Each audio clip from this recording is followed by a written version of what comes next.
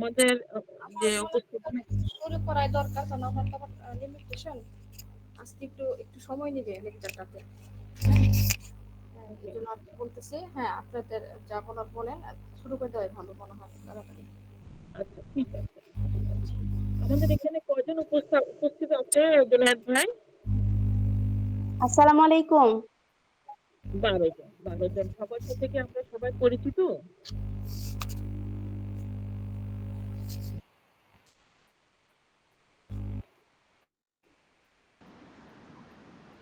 হ্যাঁ, হ্যাঁ, হ্যাঁ, এই জন্য শুরু করলেই আমরা চুপ হয়ে যাব, যেহেতু আমাদের হাতে একটু অলস সময় আছে, আমরা একটু পরিচিত হইতে পারি।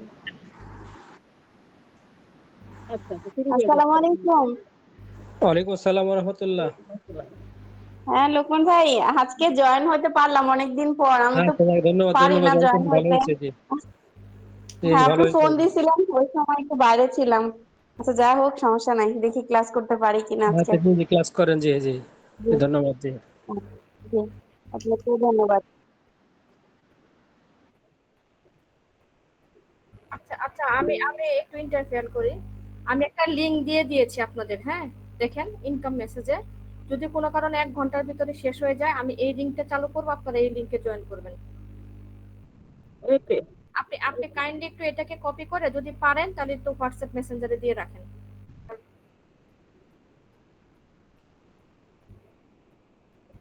ঠিক আছে, হ্যাঁ তাহলে অসুবিধা নাই। ঠিক আছে, জি।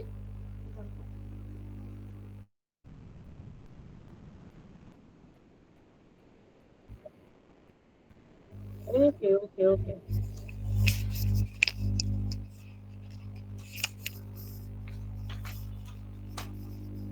শ্রাবণী, আমরা কি এখনই শুরু করে ফেলবো?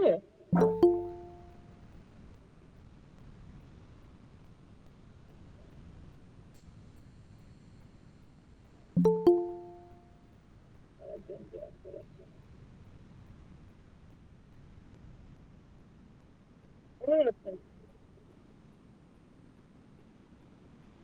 ও আচ্ছা, আচ্ছা। 9 and 2 more have left. আচ্ছা, লাবণী, লাবণী, সাউন্ড কি অফ?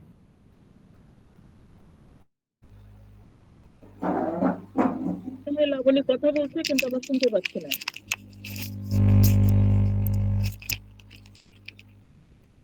হ্যাঁ, কেউ কি কিছু বলেছিলেন? আমি একটু 30 সেকেন্ডের জন্য একটু বাইরে ছিলাম। ও আচ্ছা, আচ্ছা, আমরা হচ্ছে যে কথা বলছে কিন্তু আমরা শুনতে পাচ্ছি না। আচ্ছা আচ্ছা, আমি কি শুরু করব? হ্যাঁ, হ্যাঁ, হ্যাঁ।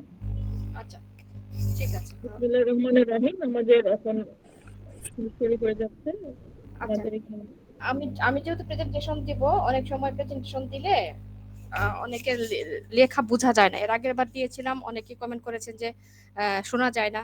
তো কাইন্ডলি যদি এরকম হয় তাহলে আমাকে একটু নোটিশ করবেন, মেসেঞ্জারে না, মানে ইনকম মেসেজে না, আমাকে সরাসরি বলবেন যে শোনা যাচ্ছে না বা দেখা যাচ্ছে না।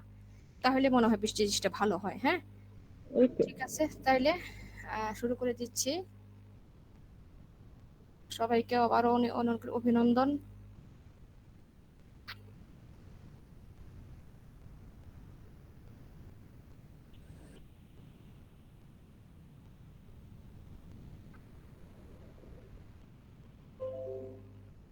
আমার স্ক্রিন কি দেখা যাচ্ছে? হ্যাঁ, যাচ্ছে। আসসালামু আলাইকুম। প্রথমে আমি আসলে ধন্যবাদ জানাচ্ছি যে গেল ক্লাসটাতে একজন স্যার, আমি আন্তরিকভাবে দুঃখিত, ওনার নামটা আসলে আমি জানি না, ওখানে নাম ওইভাবে লেখা ছিল না। উনি পেনের রূপে বলেছিল, ওনার নাম কি গো স্যারটার নাম? পেনের রূপে যে কথা বলছিল গেল জামান, জামান। হ্যাঁ। কি স্যার? জামান স্যার, আচ্ছা আচ্ছা আচ্ছা। স্যার কি আছেন? ও আচ্ছা, অসংখ্য ধন্যবাদ। ওনার ক্লাসটা আমার এত ভালো লাগছিল, বাট আমি মোবাইল থেকে জয়েন করছিলাম তো, এই জন্য আমি লিখতে পারি নাই কিছু। আমি আসলে ল্যাপটপ ছাড়া অচল। হ্যাঁ, যার জন্য ওনাকে আমি থ্যাংক ইউ দিতে পারি নাই। আজকে জামান স্যারকে অসংখ্য অসংখ্য অসংখ্য ধন্যবাদ। ওই দিনের ক্লাসটা আমার ভীষণ ভালো লাগছে, এবং ওই ক্লাসের পরিপ্রেক্ষিতে আমার কাছে মনে হলো যে আমার কাছে যেহেতু একটা পেইনের একটা ক্লাস রেডি করা আছে, তাহলে একটু ইনক্লুড করে দিই আর কি একসাথে। হ্যাঁ, এর জন্যই আমি আজকের এই ক্লাসটা মানে নিতে চাচ্ছি। তো আবারও আমি ক্ষমা প্রার্থী, আমার এখানে অনেক সিনিয়র ডাক্তাররা আছেন, তারা অনেক অভিজ্ঞ প্রাপ্ত ডাক্তার। আমার আজকের প্রেজেন্টেশনে ভুল ত্রুটি থাকতে পারে। যদি ভুল হয় অবশ্যই আমাকে ধরিয়ে দিবেন এবং শিখিয়ে দিবেন, যেন বুঝতে পারি যে না আমিও ভুলের মধ্যেই আছি আর কি। এজন্য আমি প্রথমে আবারও দুঃখিত আর কি। তো যাই হোক, পেইন তো আসলেই অনেক প্রকারের হয়। পেইনের তো আসলেই কোনো ইয়া নাই। পেইনের সাধারণত নির্দিষ্ট কিছু টাইমিং আছে। পেইন কি আমরা জানি, একটা কোনো এক সময় হঠাৎ কোনো ইনফেকশন হওয়াটাতে সাধারণত আমরা পেইন বলি। তো পেইনের টাইমটা কি, আমি এদিকে একটু দ্রুত বলে যাব কারণ আমার পরের দিকের প্রেজেন্টেশনটাই হইতেছে সব থেকে মানে বোঝার মতো প্রেজেন্টেশন, তাই এগুলো একটু স্কিপ করে যাচ্ছে। এগুলো আমরা সবাই জানি, এগুলো আসলে নতুন করে বলার কিছু নাই। পেইনের কিছু টাইমিং আছে, যেমন হচ্ছে কনস্ট্যান্ট, অর্থাৎ অনবরত ব্যথা হতেই থাকবে। আর একটা হচ্ছে রিকারেন্ট, অর্থাৎ পুনরায় বারবার আসবে, যেটা কালকে আমি গুড নাইট ক্লাসে এই রিকারেন্ট আর প্যারক্সিসমাস নিয়ে অনেকটাই আলোচনা হইলো। রিকারেন্ট আর প্যারক্সিসমাস, রিকারেন্ট মানে পুনরায় আসা, বারবার আসা, আর প্যারক্সিসমাস হচ্ছে আবেশ আবেশে আসা, মানে হচ্ছে যে একটু ব্যথা আছে আবার একটু ব্যথা নাই, আবার একটু ব্যথা ব্যথা ব্যথা ব্যথা, মানে আমরা যেটাকে বলি টাচ করলে একটু ব্যথা ব্যথা অনুভব করি, এটা হচ্ছে প্যারক্সিসমাল। হ্যাঁ, তো এই হচ্ছে আর এপিসোড মানে হইতেছে পর্ব অনুযায়ী, ঘুরে ঘুরে ঘুরে ঘুরে পর্ব অনুযায়ী পেইনটা হয়। এরকম হলো 5টা আমরা পেইনের সম্পর্কে জানলাম, এই পেইনের 5টা বিষয়। তো এখন আমি পেইনের কোয়ালিটি সম্পর্কে জানি, যে কি কি পেইন সাধারণত আমাদের থাকতে পারে। আমরা যদি পেইন নিয়ে, শুধুমাত্র পেইন নিয়ে যদি আমরা রেপার্টরিতে সার্চ দেই, অসংখ্য পেইন আসবে। এত পেইন আসবে যে আমি যদি শুধুমাত্র এই এই যে cutting pain, shooting pain, short pain, শোল্ড পেন, এগুলো নিয়ে যদি লেকচার দেয়, আমার মনে হয় যে আমাকে 2টা পর্ব করতে হবে। কারণ পেনের অনেক ধরন আছে, অনেক ধরন আছে। এবং আমরা যে জিনিসটা ভুল করি বরাবরই পেশেন্টদের কাছ থেকে, আমি ভুল করি, আপনারা হয়তো ভুল নাও করতে পারেন, সেটা হচ্ছে যখন আমরা পেশেন্টকে জিজ্ঞাসা করি যে আপনি আপনি যে ব্যথা পেয়েছেন এই ব্যথার ধরনটা কেমন, পেশেন্ট কিন্তু বুঝতে পারে না যে তার ব্যথার ধরনটা কেমন। সে হয়তো হ্যাঁ একটু ব্যথা করে, এই তো দপদপানি ব্যথা বা টান টান ব্যথা এরকম। সাথে যদি আমরা তাকে একটু লিডিং দেই, এটা হয়তো বা আমাদের গুরুজন অনেকে বলেন যে লিডিং কোশ্চেন করাটা ঠিক না, কিন্তু আমি মনে করি ব্যক্তিগতভাবে কিছু কিছু কোশ্চেন আছে যেগুলোকে লিডিং না করলে রোগীরা আপনাকে কখনোই সঠিক উত্তর দিবে না। যেমন এই পেইন, তারপরে আপনার ফ্যামিলি ব্যাকগ্রাউন্ড। আপনি যদি একটা পেশেন্টকে জিজ্ঞাসা করেন যে আপনি যে রোগটা নিয়ে আসছেন আপনার ফ্যামিলিতে কার কি বড় ধরনের রোগ হয়েছে, সে বলবে যে না আমার ফ্যামিলিতে তো কারো কোনো বড় ধরনের রোগ নাই, একদম অপরপক্ষে স্বীকার করবে। এবং আমি আমার ছোট্ট অভিজ্ঞতা থেকে বলছি, কারণ আমার মনে হয় আমি এখানে জুনিয়র, সবাই সিনিয়র আমার। আমি যতদিন যাবত প্র্যাকটিস করছি ততদিন যাবত একটা রোগীও পাই নাই যে অপরপক্ষে বলছে যে হ্যাঁ আমার ফ্যামিলিতে অশ্ব আছে, আমার ফ্যামিলিতে পাগল আছে, আমার ফ্যামিলিতে টিবি রোগ আছে, আমার ফ্যামিলিতে ডায়াবেটিক্স আছে, কেউ বলে নাই। যখন আমি তাকে লিডিং কোশ্চেন দিয়েছি যে আচ্ছা আপনার বাবা কি বেঁচে আছে, হ্যাঁ বেঁচে আছে, কি সমস্যা ওনার, ওনার তো ক্যান্সার হয়েছিল, কেমো দিতে, এখন সুস্থ আছে। কেন ভাই, ক্যান্সার কি রোগ না? আপনার দাদা, আমার দাদা তো মরে গেছে, কি হয়ে মরছিল, ওনার অশ্ব ছিল, মরে গেছে। এগুলো আসলে এখন আর আমার এগুলো নাই, আমার ক্যান্সারও নাই, অশ্ব নাই, আমি তো আপনার কাছে চুলকানি নিয়ে আসছি, তাহলে এগুলো জানেন কেন? তাহলে এবার বুঝেন, এটাও তো একটা রোগ, কিন্তু তারা মনে করে যে এটা হয়তো আমার নাই, আমি যে রিলেটেড আসছি সেটার তো কোনো সমস্যা কারো নাই, তার জন্য হয়তোবা এটা উনি স্কিপ করেন। তাই আমি ব্যক্তিগতভাবে বলছি যে লিডিং কোশ্চেনটাও আমাদের দরকার আছে। আমরা লিডিংটা যদি না দেই তাহলে রোগীকে সঠিকভাবে আমরা কখনোই অ্যানালাইসিস করতে পারবো না। তো যাই হোক, এবার আমি আসি শার্প পেন। দেখেন একটা শার্প পেনের ভিতরে কত ভাগ। একটা আছে কাটিং পেন। কাটিং পেনটা কি, মনে হচ্ছে একদম নাইফ দিয়ে যখন স্লাইস করে কাটা হয়, একটা নাইফ দিয়ে যদি একটা ছুরি দিয়ে যদি কোনো কিছুকে স্লাইস করে কাটেন, একটু ফিল করেন। আমি যে কাটিং পেনটা বলছি, আমার কাছে অনুরোধ রইলো সবাই একটু চোখ বন্ধ করে একটু ফিল করেন যে একটা নাইফ দিয়ে আপনাকে শরীরটা স্লাইস করে কাটা হলো, ঠিক এই ব্যথাটার অনুভূতি।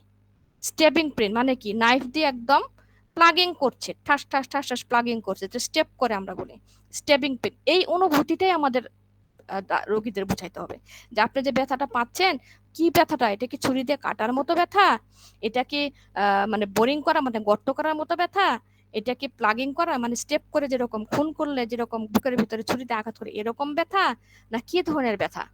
তখন কিন্তু সে ঠিকই একটুখানি চোখটা বন্ধ করে ফিল করে যে আসলেই তো আমার যে মাথা ব্যথাটা আসছে এটা কেমন ব্যথা, রিডিং পেন। তখন বলে যে ইস ম্যাডাম আর বললেন না, মনে হয় হাতুড়ি দিয়ে কে যেন মাথার মধ্যে ঠাস ঠাস ঠাস ঠাস করে বাড়ি দিচ্ছে। আমার আর বোঝার বাকি রইলো না যেটা হ্যামারিং পেন। তাহলে এই যে হ্যামারিং পেন, একটা হ্যামারিং পেন দিয়ে আপনি সার্চ দেন রেপার্টরিতে, অনেক মেডিসিন পাবেন। এবং কি আমরা কিন্তু মেডিসিন অনেকটা কাছাকাছি পড়ে গেলাম। শুধু পেন দিয়ে সার্চ দিলে আপনি যতগুলো মেডিসিন পাবেন, হ্যামারিং পেন দিয়ে সার্চ দিলে কিন্তু ততগুলো মেডিসিন পাবেন? কখনোই না। অবশ্যই এখানে মেডিসিনটা সংক্ষিপ্ত হয়ে আসলো। তাহলে কি হইলো, আমরা কিন্তু এখান থেকে একটা সুন্দর একটা রেমেডিকে কিন্তু একটু সিলেকশনে রাখতে পারলাম। স্টিচিং পেন মানে মনে হচ্ছে কি সুই দিয়ে যেরকম একটু মানে সেলাই করলে যে পেনটা, এটা হচ্ছে স্টিচিং পেন। আর প্রিকলিং পেন হচ্ছে কি জাস্ট পিনের ব্যথা, মানে পিন দিয়ে পিন, দেখেন একটা পিনের ব্যথা, একটা নাইফের ব্যথা, একটা যে ইয়ের ব্যথা, সুইয়ের ব্যথা, তিনটা কিন্তু একরকম হবে না। তিনটার ব্যথা তিন রকম হবে। এবং এর জন্য একজন অন্ধ রোগী যদি রাস্তা দিয়ে হেঁটে যায়, যদি তার পায়ে কখনো কোনো কিছু বিধে, সে কিন্তু বলতে পারে যে আমার পায়ে মনে হয় কাঁটা বিচ্ছিল, বা ছুরি দিয়ে বিচ্ছিল, কিংবা হ্যালো। কাঁচ বিচ্ছিল। জি, শোনা যাচ্ছে না? হ্যালো। জি, আমার মাইক্রোফোন। আসসালামু আলাইকুম বোন, আমার মাইক্রোফোনটা একটু হচ্ছিল দেখে আমি ব্লুটুথের সমস্যা এটা চেক করে নিলাম। বলেন। আমার কথা কি শোনা যাচ্ছে? জি জি, আচ্ছা, ক্যারি অন ক্যারি অন। জি, জি ক্যারি অন। জি, থ্যাংক ইউ। তাহলে স্প্লিন্টার লাইক, হ্যাঁ স্প্লিন্টার লাইক, এবং আরেকটা আছে কি স্টিচিং পেন, সেটা হচ্ছে কি বি মানে একটা মৌমাছি যদি কামড় দেয়, সেটার যে পেনটা, সেটা কিন্তু এটা। তাহলে এরকম অহরহ পেন আছে। শুটিং পেন মানে একদম ঠাস করে গুলি বের হয়ে গেলে যে পেনটা, এটা হলো শুটিং পেন। ডার্টিং পেন যেটা হচ্ছে যে, আবার এই পেনটাকে দেখেন আমরা রেডিয়েটিং পেন হিসেবে ভাগ করেছি। রেডিয়েটিং পেনটা আবার তিনটা, একটা হচ্ছে শুটিং পেন, ডার্টিং পেইন, আর হচ্ছে লেন্সেটিং পেইন, অর্থাৎ যেটা হচ্ছে যে একদম ভিতর থেকে বের হয়ে যাওয়া। হ্যাঁ, আমি প্রত্যেকটা কিন্তু দেখে এখানে ব্যাখ্যা দিয়েছি। যাই হোক, এটা আমার আলোচনার বিষয় না, আমি একটু তাড়াতাড়ি এটাকে যাচ্ছি। শোর পেনটা কি একইং, মানে কি অনবরত হতেই থাকবে, এগুলো শোর পেনের মধ্যে যাবে। ল্যাপাটোইতে আমি পাচ্ছি না, একইং পেন নাই, শোর পেন নিয়ে নিতে পারি। ব্রুইস্ট পেইন মানে কি, পাখি আন্টি টেনিস। কারো অডিওটা খোলা আছে, কাইন্ডলি একটু বন্ধ করলে একটু মনোযোগ আসে আর কি লেকচারে। হ্যাঁ, ব্লুইস্ট পেইন মানে কি নীল নীল, ব্লুইস্ট তার পেইনটা একদম নীল নীল কালার হয়ে গেছে। ডাল একিং মানে অনবরত ব্যথা হতেই আছে, কমছে না। তাহলে একটা পেনের ভিতরে দেখেন কত ভাব। আবার একিন পেনকে আবার এখানে চারটা ভাগে ভাগ করছে: ডাল একিং, সোরনেস, ব্লুইস্ট এন্ড ইনস্ট্যান্ট একিং। হ্যাঁ, যেগুলো আমাদের ওই যে যেমন দাঁতের ব্যথা হইলে যেমন দেখেন, এই যে দাঁতের ব্যথা হলে যে পেইনটা সেরকম, এরকম প্রত্যেকটা পেইন কিন্তু ভাগ ভাগ। আবার শুটিং পেইনকেও দেখেন কত ভাগে ভাগ করা হয়েছে: radiating pain, lancinating pain, boring pain, digging pain, twisting pain. আমরা জানি রেডিয়েন্ট পেইনটা কি ছড়ায় যাওয়ার মতো ব্যথা, বিভিন্ন জায়গায় ছড়ায় ফট ফট ফট ফট এভাবে ছড়ায় যাচ্ছে। বোরিং পেইন মানে একদম মানে গর্ত করার মতো ব্যথা। হ্যাঁ, ডিগিং পেইন মানে খনন করার মতো ব্যথা। দেখেন, একটা হচ্ছে গর্ত যেটা আমরা বোরিং মেশিন দিয়ে করি, সেটার একরকম ব্যথা। আর যদি কোদাল দিয়ে যদি দেখি যে আমরা মাটি খুঁড়তেছি, সেটার কিন্তু একরকম ব্যথা। আর এটা হচ্ছে টুইস্টিং পেইন মানে কি মোচড়ানো ব্যথা, ব্যথাটা হচ্ছে মোচড়ানো ব্যথা। ড্রয়িং পেইন টেনে ধরার মতো ব্যথা। পুলিং পেইন এটাও টেনে ধরার মতো ব্যথা। লেন্সেটিং পেইন মানে হচ্ছে কি বর্ষা নিক্ষেপ করলে যে বর্ষা বা যে বল্লভ এগুলো দিয়ে যে আঘাত করলে যে ব্যথাটা হয়, সেই ব্যথাটা। তাহলে একটা ব্যথার কত রাউন্ড। স্পাজমোটিক পেইনটা কি, এটা হচ্ছে ক্রাম্পিং পেইন, মানে একদম মনে হয় যে ধরে ধরে আসছে, যেটা বিশেষ করে আমরা স্পাজমোটিক পেইনটা পাই যদি কারো সাইটিকা ব্যথা থাকে। হ্যাঁ, সাইটিকা ব্যথাতে দেখবেন ম্যাক্সিমাম সময় ক্রাম্পিং পেইন পাচ্ছি না, ঠিক আছে আমি স্পাজমোটিক পেইন দিলাম, হয়তো ক্রাম্পিং পেইন আমি আমার অ্যাপারেটে পাচ্ছি না, সেক্ষেত্রে কিন্তু আমি স্পাজমোটিক পেইন দিতে পারি। কারণ স্পাজমেটিক পেইনেরই তিনটা অংশ: cramping pain, jerking pain and grabbing pain. হ্যাঁ, তাহলে এই তিনটা হচ্ছে স্পাজমোটিক পেইনের অংশ। এখান থেকে কিন্তু আমরা আরোটা কাছে যেতে পারি। স্টিপ পেন, স্টিপটা কি ওই যে ঘাড় থেকে একদম আমরা বলি যে স্টিপ হয়ে গেছে, তার কি তার হার্ট স্টিপ হয়ে গেছে, তার নেক স্টিপ হয়ে গেছে, তার শোল্ডার স্টিপ হয়ে গেছে। এই যে স্টিপ পেন, স্টিপ পেনটা কি, এটা হচ্ছে কন্ট্রাক্ট পেন। হ্যাঁ,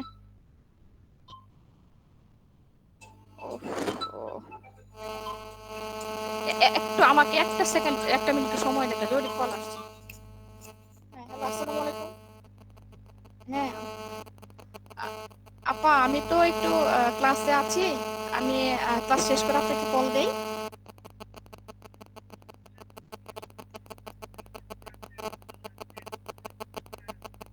104 না? আচ্ছা ঠিক আছে, আমি তো রিয়াজ ভাইকে বলে দিয়েছি। হ্যাঁ, আমি ক্লাস শেষ করে আপনাকে একটু কল দিয়েছি। হ্যাঁ জি, আসসালামু আলাইকুম। সরি আসলে পেশেন্টেরা তো ফোন দিবেই।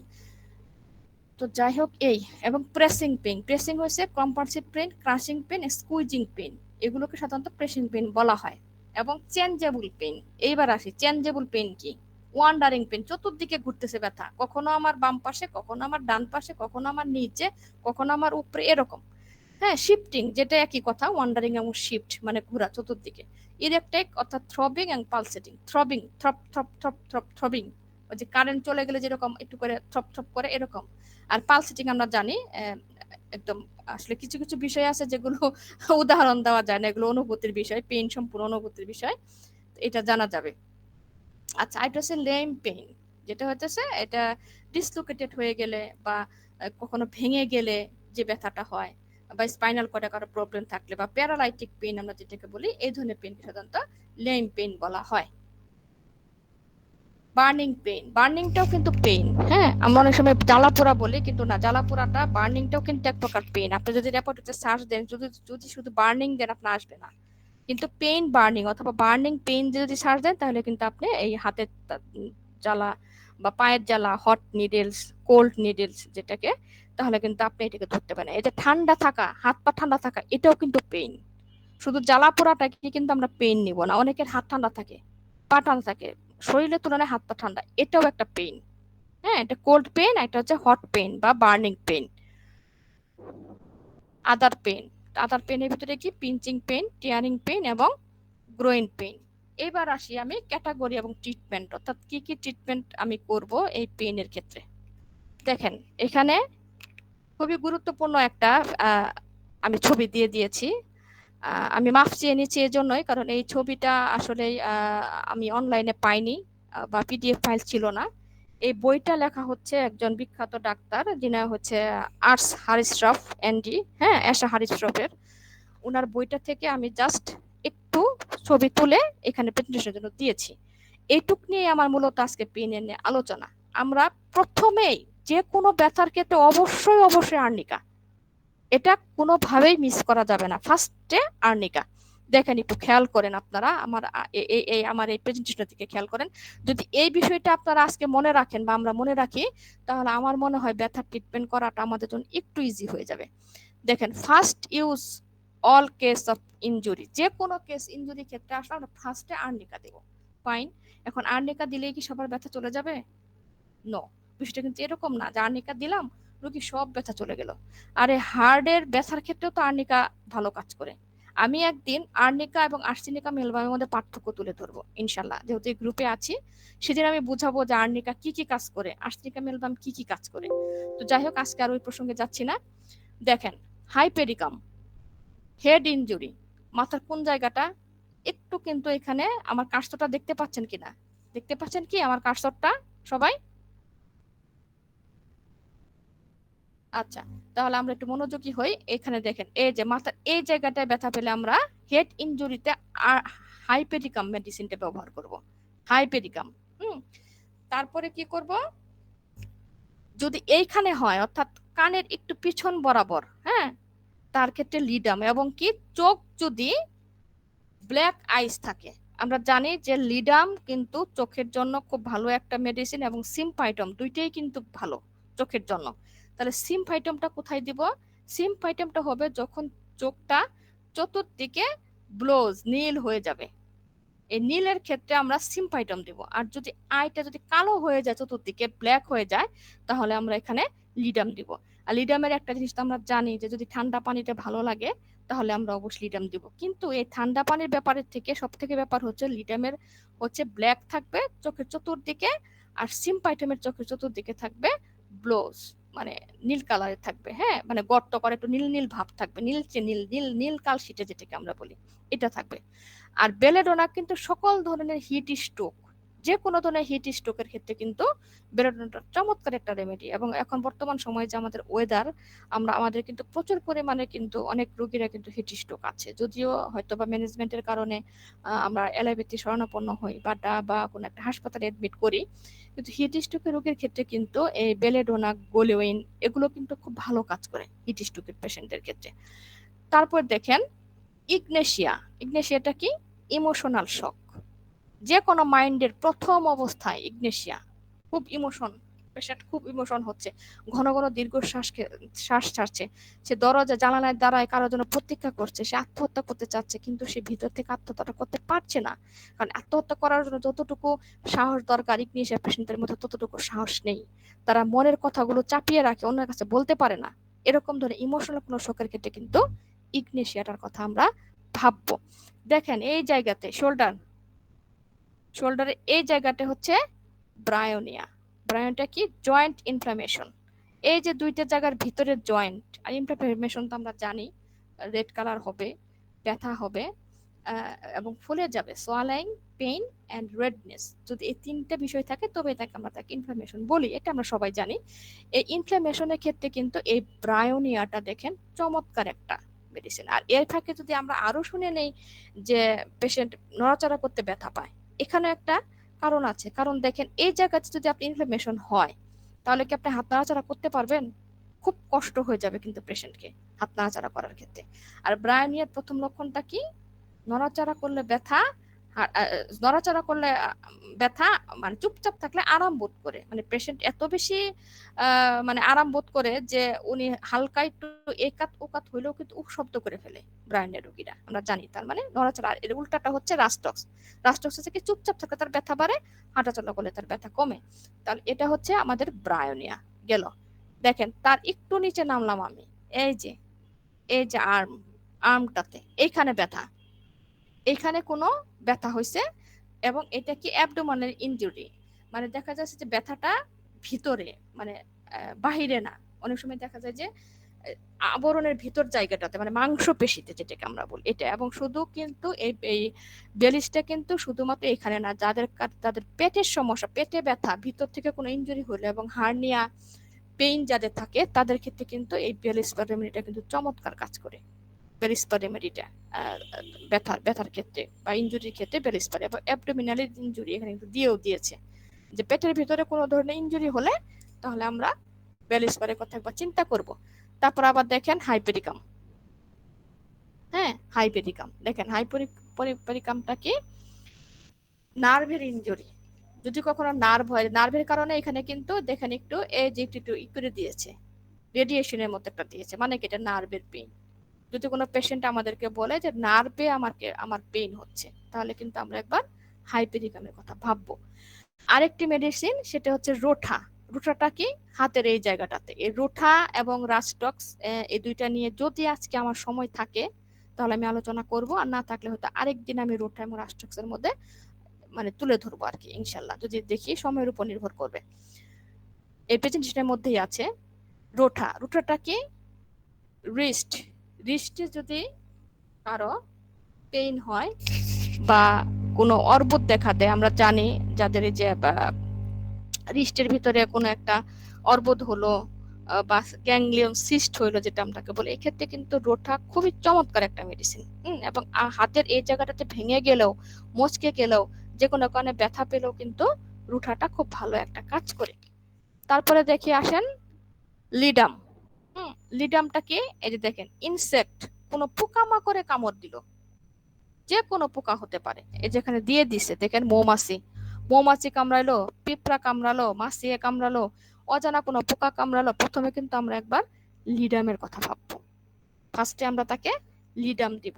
তারপরে কি আছে? হাইপেরিকাম। হাইপেরিকামটা কি? আঙ্গুলের মাথায়, হ্যাঁ, একদম টিপ অফ দ্য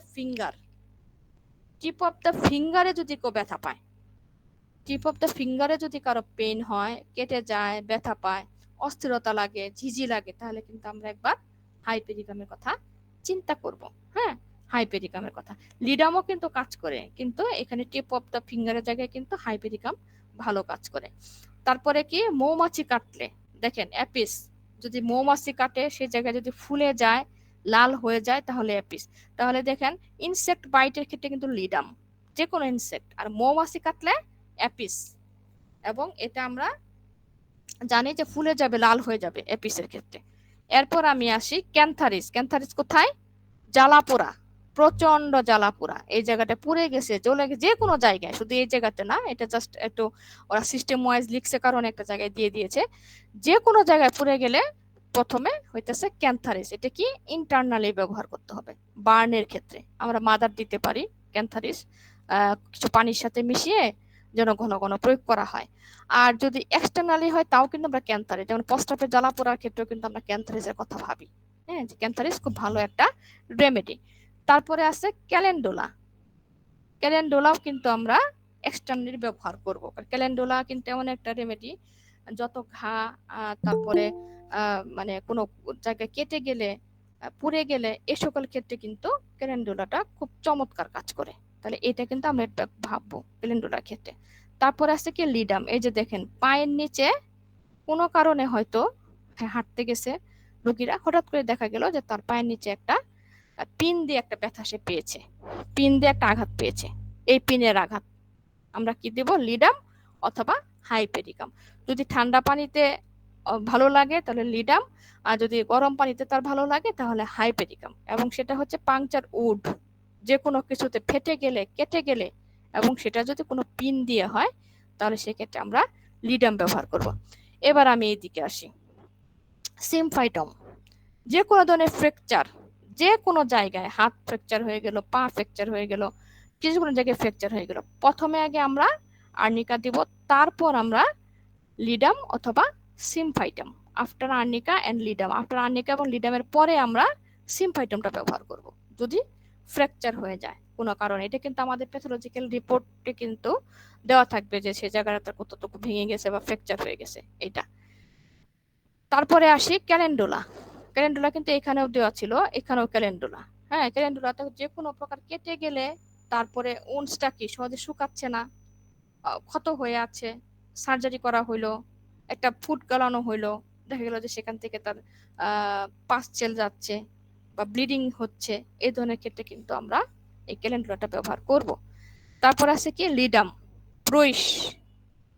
ব্রুইশ মানে এইখানে এই জায়গাটাতে কিন্তু লিডাম কাজ করে। যদি দেখা যায় যে রানের এই জায়গাটাতে কারো নীল রঙের ব্যথা, নীল ব্রুইশড হয়ে গেছে এবং ব্যথাটা নিচে থেকে উপরের দিকে উঠছে, এই জায়গাটাতে ব্যথা, একটু খেয়াল করেন। এই যে এইখানে মানে থাই থাই পেইন, এবং সেই পেইনটা ব্রুইশড মানে নীল হয়ে গেছে সেই জায়গাটা, কোনো ব্যথা পাইছে, সে চাপ খাইছে, কোনো আঘাত খাইছে, যে কোনো ভাবে সেই জায়গাটা নীল রঙের হয়ে গেছে, আমরা কিন্তু একবার লিডামের কথা ভাববো।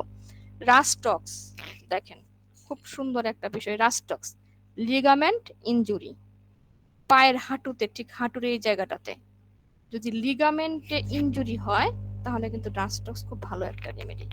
লিগামেন্ট ইনজুরি হলে রাস্টক্স ভালো একটা রেমেডি। আর এরপরে আছে কি আর্নিকা এবং বেলিস্পার মাসকুলার স্ট্রেনস, অর্থাৎ কারো হয়তো মাসেলস খুব একটু মানে পড়ছে, চাপ পড়ছে। এখন এখানে কিন্তু আরেকটা কথা আছে, এই ঘাড়ের মাসেলও যদি কারো টান পড়ে, হ্যাঁ, তাহলে কিন্তু রাস্টক্স খুব ভালো কাজ করে, এটা আমরা জানি। কিন্তু এই সব থেকে বেশি কাজ করে আপনার হাঁটুর পেইনে, হাঁটুর লিগামেন্টে যদি কারো টান লাগে তাহলে কিন্তু রাস্টক্স খুব ভালো। আর আর্নিকা বেলিস্পারটা হচ্ছে কি মাসকুলার স্ট্রেনথ, মানে মাসকুলার কোনো পেইন থাকলে সেটার ক্ষেত্রে কিন্তু টেন। আর দেখেন রুটাটা হইতেছে টেন্ডন ইনজুরি, আমরা একটু খেয়াল করি, রাস্টক্স হচ্ছে লিগামেন্ট ইনজুরি, রুটাটা হচ্ছে টেন্ডন ইনজুরি। আমরা লিগামেন্ট এবং টেন্ডন এটার মধ্যেও কিন্তু আমরা পার্থক্য জানি যে কোনটা লিগামেন্ট এবং কোনটা টেন্ডন। এই তাহলে লিগামেন্ট টেন্ডন, লিগামেন্টে ব্যথার ক্ষেত্রে আমরা রাস্টক্স দিব, আর যদি টেন্ডনের কোনো ইনজুরি হয় তাহলে কিন্তু আমরা রুটা ব্যবহার করব। আর অবশেষে আমাদের কি আছে? রাস্টক্স, যেটা যে কোনো ব্যথায় পয়জন এনবি, পায়ের নিচে বা গোড়ালিতে ব্যথা। আমাদের অনেক পেশেন্ট এসে বলে সকালবেলা ঘুম থেকে যখন উঠি তখন প্রচন্ড গোড়ালিতে ব্যথা করে, যখন আমি হাঁটা শুরু করি, একটু হাঁটি, তখন আমার কাছে বেটার ফিল লাগে। রাস্টক্স আপনি দিয়ে দেখেন, খুব ভালো রেজাল্ট পাবেন।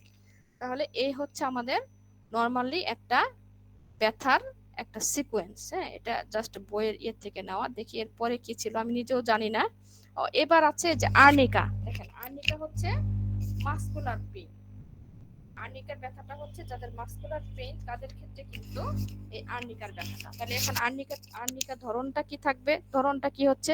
এটা হচ্ছে কোনো ট্রমা, কোনো শক পেলে, যদি পেশেন্ট রেস্টলেস থাকে বা মানে ফিয়ারফুল থাকে, হ্যাঁ, এই ক্ষেত্রে ব্লুইশড হয়ে যাচ্ছে এবং দেখা যাচ্ছে যে সে টাচ করলে তার ব্যথা শুরু হচ্ছে, কোনো ধরনের মোশন করলে তার পেইন ফিল হচ্ছে বা রাতে তার ব্যথা হচ্ছে, এই ধরনের ক্ষেত্রে সাধারণত আমরা আর্নিকাটা ব্যবহার করব। হাইপেরিকাম কি? নার্ভের ব্যথা, নার্ভের পেইনের ক্ষেত্রে এই হাইপেরিকামটা খুব ভালো কাজ করে। তাহলে হাইপেরিকামের ইয়াটা কি থাকবে, লক্ষণটা কি থাকবে? হাইপেরিকামের লক্ষণটা থাকবে যে দেখা যাচ্ছে যে উনি হাত মানে টিস্যু কোনো ধরনের ব্যথা, এবং বেশিরভাগ ব্যথাটা হচ্ছে নিউরালজিক পেইন আমরা জানি, ওই রেডিয়েশন পেইনের মতো থাকবে, ক্রাম্পিংয়ের মতো থাকবে, ক্রাম্পিং ধরে থাকবে। এবং আরেকটা পেইন হচ্ছে হাইপেরিকামের, সেটা হচ্ছে যদি কোনো পেশেন্টের স্পাইনাল কর্ডের কক্সিসে যদি পেইন হয়। হ্যাঁ, কক্সিসটা আমরা জানি যে একদম মানে হাড়ের যে নিচের অংশটা কক্সিস, এই কক্সিসে যদি ব্যথা থাকে তাহলে কিন্তু এই হাইপেরিকাম কিন্তু খুব ভালো কাজ করে। তাহলে হাইপেরিকামের আরেকটা কি, এর মডালিটি, প্রত্যেকটা ব্যথার কিন্তু মডালিটি আমাদের জন্য অত্যন্ত গুরুত্বপূর্ণ। মডালিটি এবং হচ্ছে আরেকটা হচ্ছে কি গরম এবং ঠান্ডা, এই দুইটা জিনিস কিন্তু পেইনের ক্ষেত্রে দারুণ একটা বিষয়। আমরা যদি রোগীদের কাছ থেকে এই মডালিটি গুলি এবং ঠান্ডা না গরম কোনটাতে কিভাবে প্রয়োগ করলে পেশেন্ট বেটার ফিল করে, অ্যাগ্রাভেশন হয়, এমেলিওরেশন হয়, তাহলে কিন্তু আমরা অনেকটাই রেমেডির কাছাকাছি চলে যেতে পারি। তাহলে হাইপেরিকামেরটা কি হবে, এটা টাচ করলে এবং যদি ঠান্ডা দেওয়া হয় তাহলে রোগীর বাড়বে। কারণ আমরা জানি লিডাম হচ্ছে ঠান্ডায় আরাম আর হাইপেরিকাম হচ্ছে গরমে আরাম। তাহলে আলটিমেটলি হাইপেরিকাম ঠান্ডা দিলে তার বেড়ে যাবে নার্ভের ব্যথা। তো এটা হচ্ছে হাইপেরিকাম। সরি। তারপরে হচ্ছে ব্যালিস্পার, যেটা হচ্ছে ডিপ টিস্যু, একদম অ্যাবডোমিনের একদম ডিপ টিস্যুতে, যদি যেটা আমি হার্নিয়া বললাম যে একদম ডিপ টিস্যু, হার্নিয়াটা হয় কিভাবে? ডিপ টিস্যুটা কোনো কারণে র্যাপচার হয়ে গেলে কিন্তু সেখান থেকে হার্নিয়াটা আসে। তাহলে হার্নিয়ার কোনো পেইনের ক্ষেত্রে বা ডিপ টিস্যু কোনো পেইনের ক্ষেত্রে কিন্তু এই বেলিস্পার চমৎকার একটা রেমেডি। তাহলে এবার আমরা জানি যে কি কি লক্ষণগুলি থাকলে আমরা বেলিস্পার ব্যবহার করব। ফার্স্টে তো আমি বলে দিয়েছি যে ট্রমা অফ ডিপ টিস্যু, একদম ডিপ টিস্যু লেয়ার যেটাতে আছে সেখানে তার কোনো ধরনের আঘাত, কোনো ধরনের কেটে গেলে বা অনেক সময় দেখা যায় যে পেশেন্টেরা আসে যে সেক্সুয়াল কোনো মানে কি বলবো আসলে মোমেন্টে হয়তো কোনো কারণে হয়তো একটু হাঁটু দিয়ে বা দিয়ে সে একটু ব্যথা পেয়েছে, এরকম ক্ষেত্রেও কিন্তু বেলিস্পারটা খুব ভালো কাজ করে। তারপরে কি তার এই ব্যথাটা কি হবে, এটা কিন্তু পায়েও থাকতে পারে। হ্যাঁ, এই ডিপ টিস্যুটা যে জায়গাটা, শুধু যে পেটে তা না, আমাদের কিন্তু এই যে ইয়েতে এই কি বলে পায়ের যে বাহ্যিক অংশটাতে বা থাই, এগুলোতেও কিন্তু ডিপ টিস্যু থাকে। এই ডিপ টিস্যুতেও কিন্তু বেলিস্পার খুব ভালো কাজ করে। বেলিস্পারটা হবে কি জায়গাটা ফুলে যাবে এবং নীল রঙের হবে, সোননেস থাকবে এবং সেটা কি হবে, প্রলং চলতে থাকবে পেইনটা, প্রলং কি একটু ব্যথা থাকতেছে আবার কমতেছে আবার হচ্ছে, একটা অনেকক্ষণ দীর্ঘদিন পর্যন্ত পেশেন্ট এই পেইন ফিল করবে এবং এটাকে সে মানে কি বলবো অসহ্য রকম একটা পরিস্থিতি তার কাছে দেখা দিবে। এবং আমরা যদি এটাকে বলি যে এটা কিসে কমবে, সে যদি মানে কোনো প্রকার স্টেইন করে, মানে কি বললাম, রিকারেন্ট ট্রমা, বারবার তার ব্যথাগুলো ঘুরে ঘুরে আসছে, সে ওষুধ খাচ্ছে, বিভিন্ন ধরনের সেক দিচ্ছে, এটা দিচ্ছে কিন্তু ব্যথা থাকছে না, আবার তার বারবার ঘুরে আসতেছে। এবং এখানে একটা জিনিস তার এমালিরেশন হবে, সেটা হচ্ছে সে যদি হাতটাকে টান টান করে, হ্যাঁ, মানে হয়তো পায়ে ব্যথা, লিগামেন্টে ব্যথা, সে যদি একটু টান টান করলো লিগামেন্টটাকে, পাটাকে, যেটাকে আমরা একটু কি বলি আড়মোড়া দেওয়া আর কি, এরকম দিলে সে কিন্তু বেটার ফিল করে, মানে সরি ব্যথা অনুভব করে, মানে তার বাড়ে।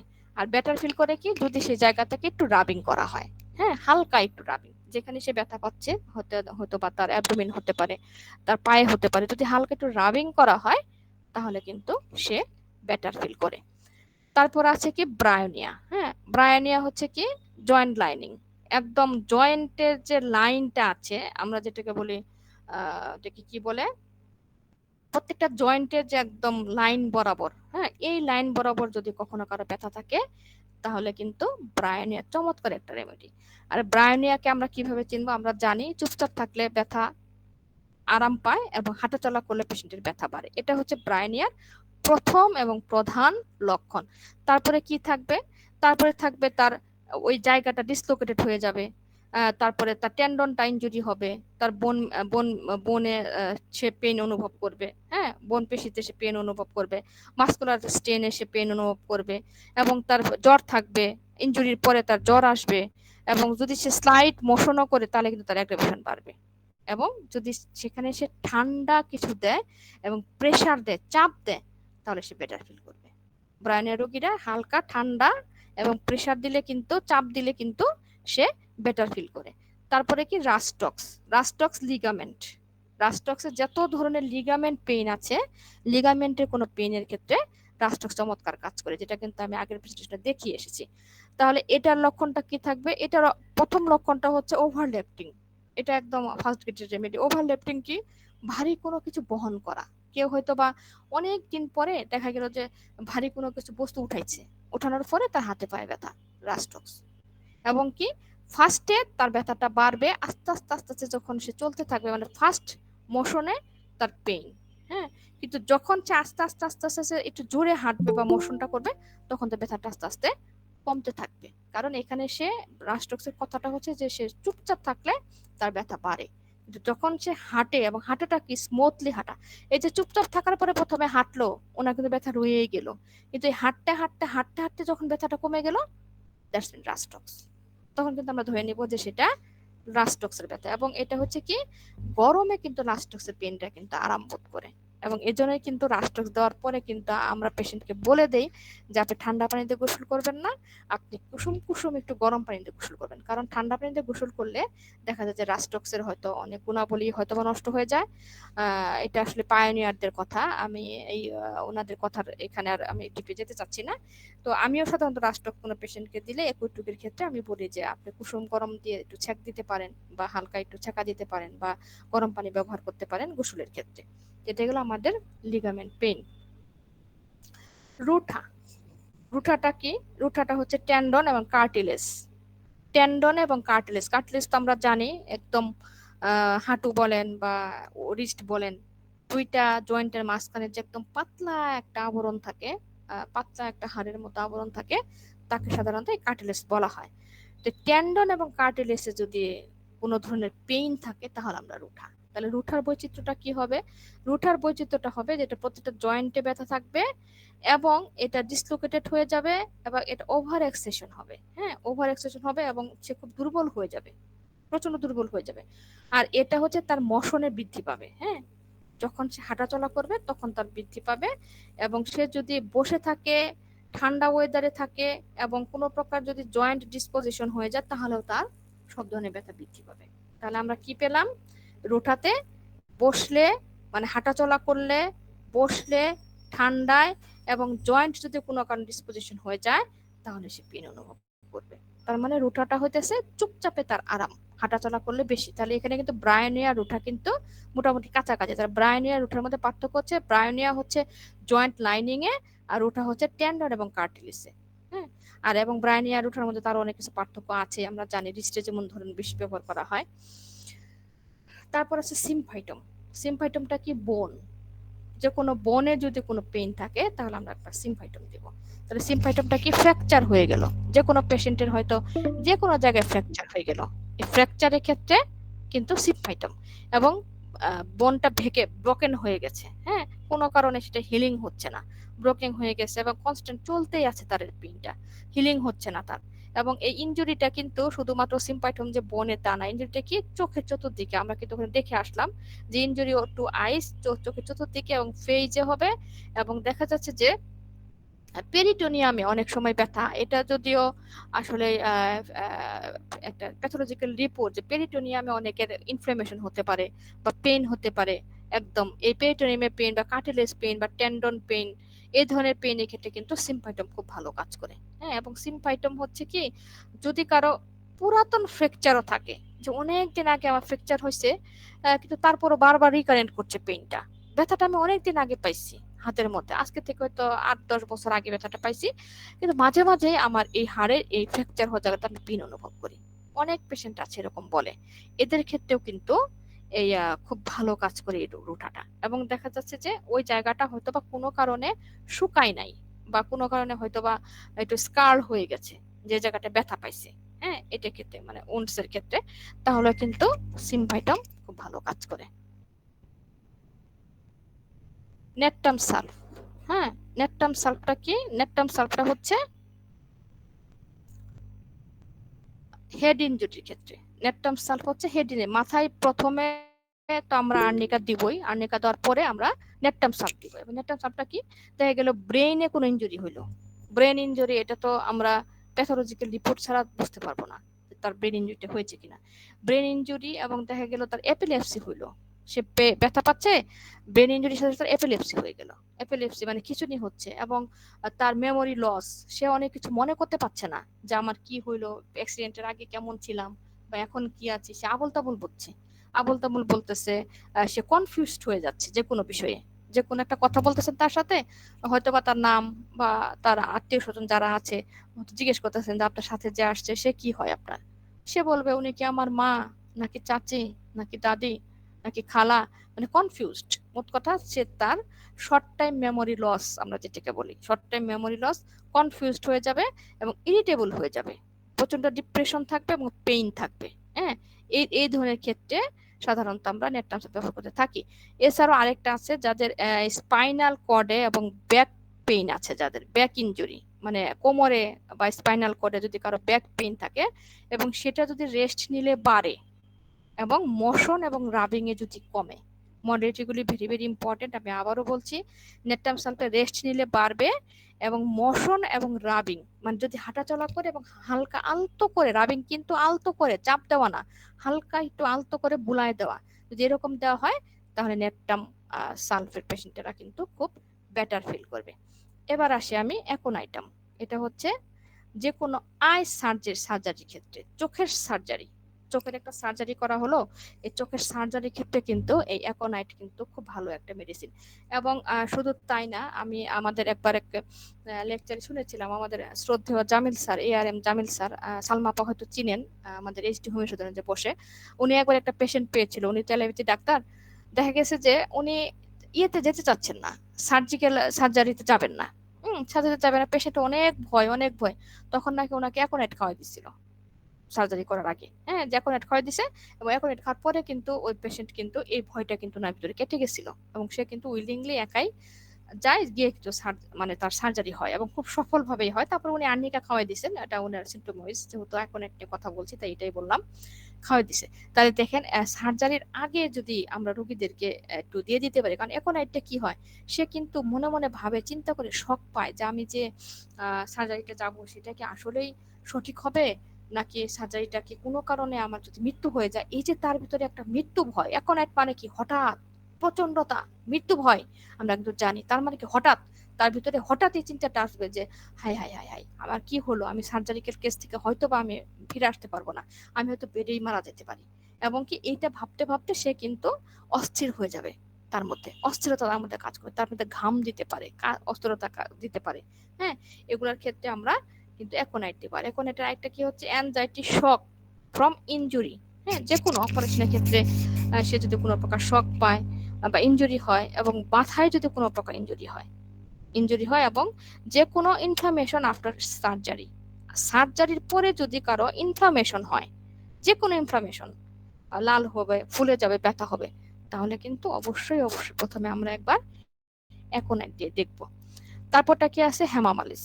হেমামালিসটা হচ্ছে উডস, মানে সহজে শুকাচ্ছে না, কেটে গেছে, এটা হেমামালিস। আর মিলিফোনিয়াম আমরা জানি, আমরা বেশিরভাগ কিন্তু এই দুইটা মেডিসিন মহিলাদের মানে ইয়েদের ক্ষেত্রে, এই পিরিয়ড যখন আমাদের অতিরিক্ত ব্লিডিং হয় তখন কিন্তু এই দুইটা মেডিসিন কিন্তু প্রচুর পরিমাণে ব্যবহার করা হয়, হেমামালিস এবং এই মিলিফোনিয়াম। এবং হেমামালিসটা হইতেছে যাতে উডস, মানে সহজে শুকাচ্ছে না, ঘাগুলি থাকছে, ঘন ঘন পিরিয়ড হচ্ছে, এবং দেখা যাচ্ছে যে সেখান থেকে কি হচ্ছে, এটা কেটে যাওয়ার মতো ব্যথা বা নোজ ব্লিডিং, অনেক সময় নাক দিয়ে ব্লাড আসে, এবং যদি কখনো ভেইনে ইনজুরি হয়ে যায়, হ্যাঁ ভেইন ইনজুরি, চোখে ইনজুরি, ওভারিতে কোনো প্রকার ইনজুরি হয়ে গেল, এটা যেটা সাধারণত ক্রনিক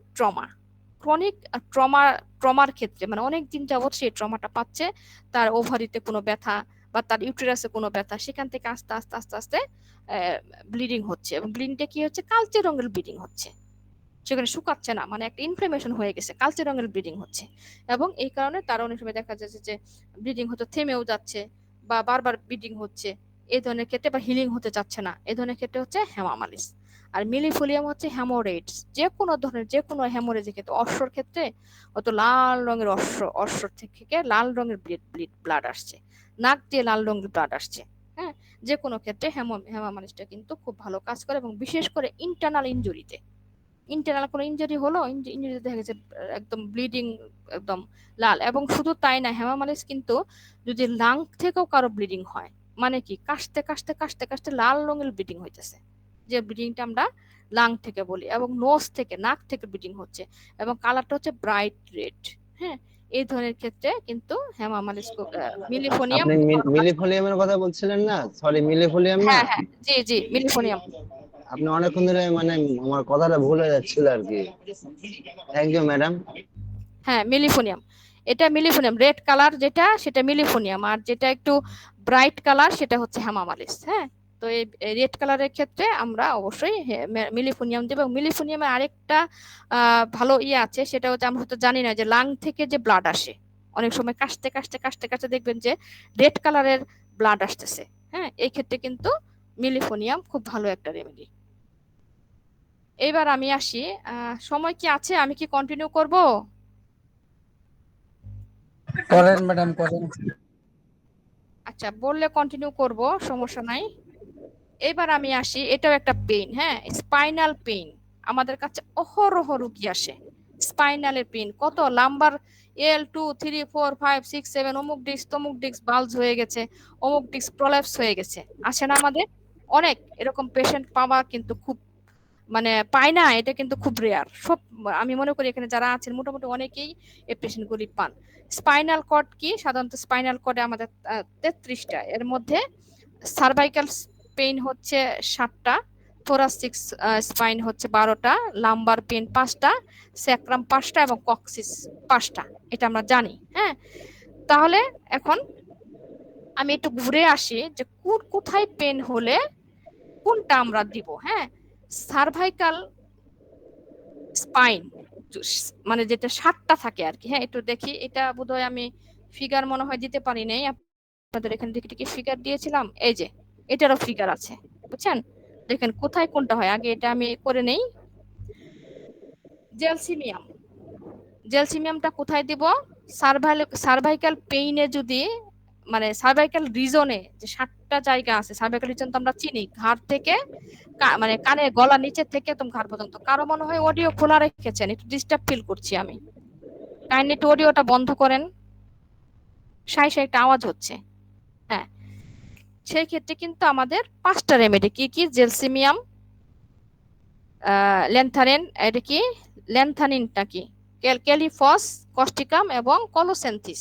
হ্যাঁ, তাহলে এখানে কিন্তু আমরা এই 5টা রেমেডি কিন্তু আমরা এই সার্ভাইকাল রিজনটাতে, যাদের সার্ভাইকাল স্পাইন এনে প্রবলেম, এই 5টা রেমেডির কথা কিন্তু আমরা চিন্তা করতে পারি। প্রত্যেকটা রেমেডির অবশ্যই আলাদা আলাদা ভিন্নতা ভাবে দেওয়া আছে। দেখেন, এই যে স্পাইনাল নাম্বার T1, T1 বুঝছি তো, থোরাসিক স্পাইন, এবং T2, এই দুইটা জায়গাতে যদি কারো প্রবলেম হয়, T1 T2, এই যে দেখেন এখানে আমি কিন্তু ফিগার দিয়ে দিয়েছি।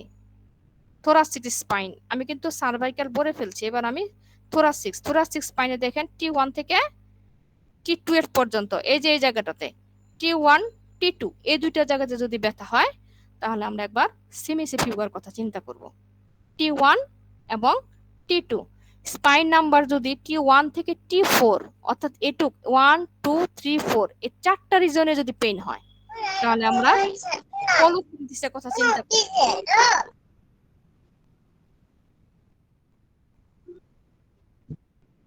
কলোসিন্থিসের কথা চিন্তা করব এই T1 থেকে T4 পর্যন্ত।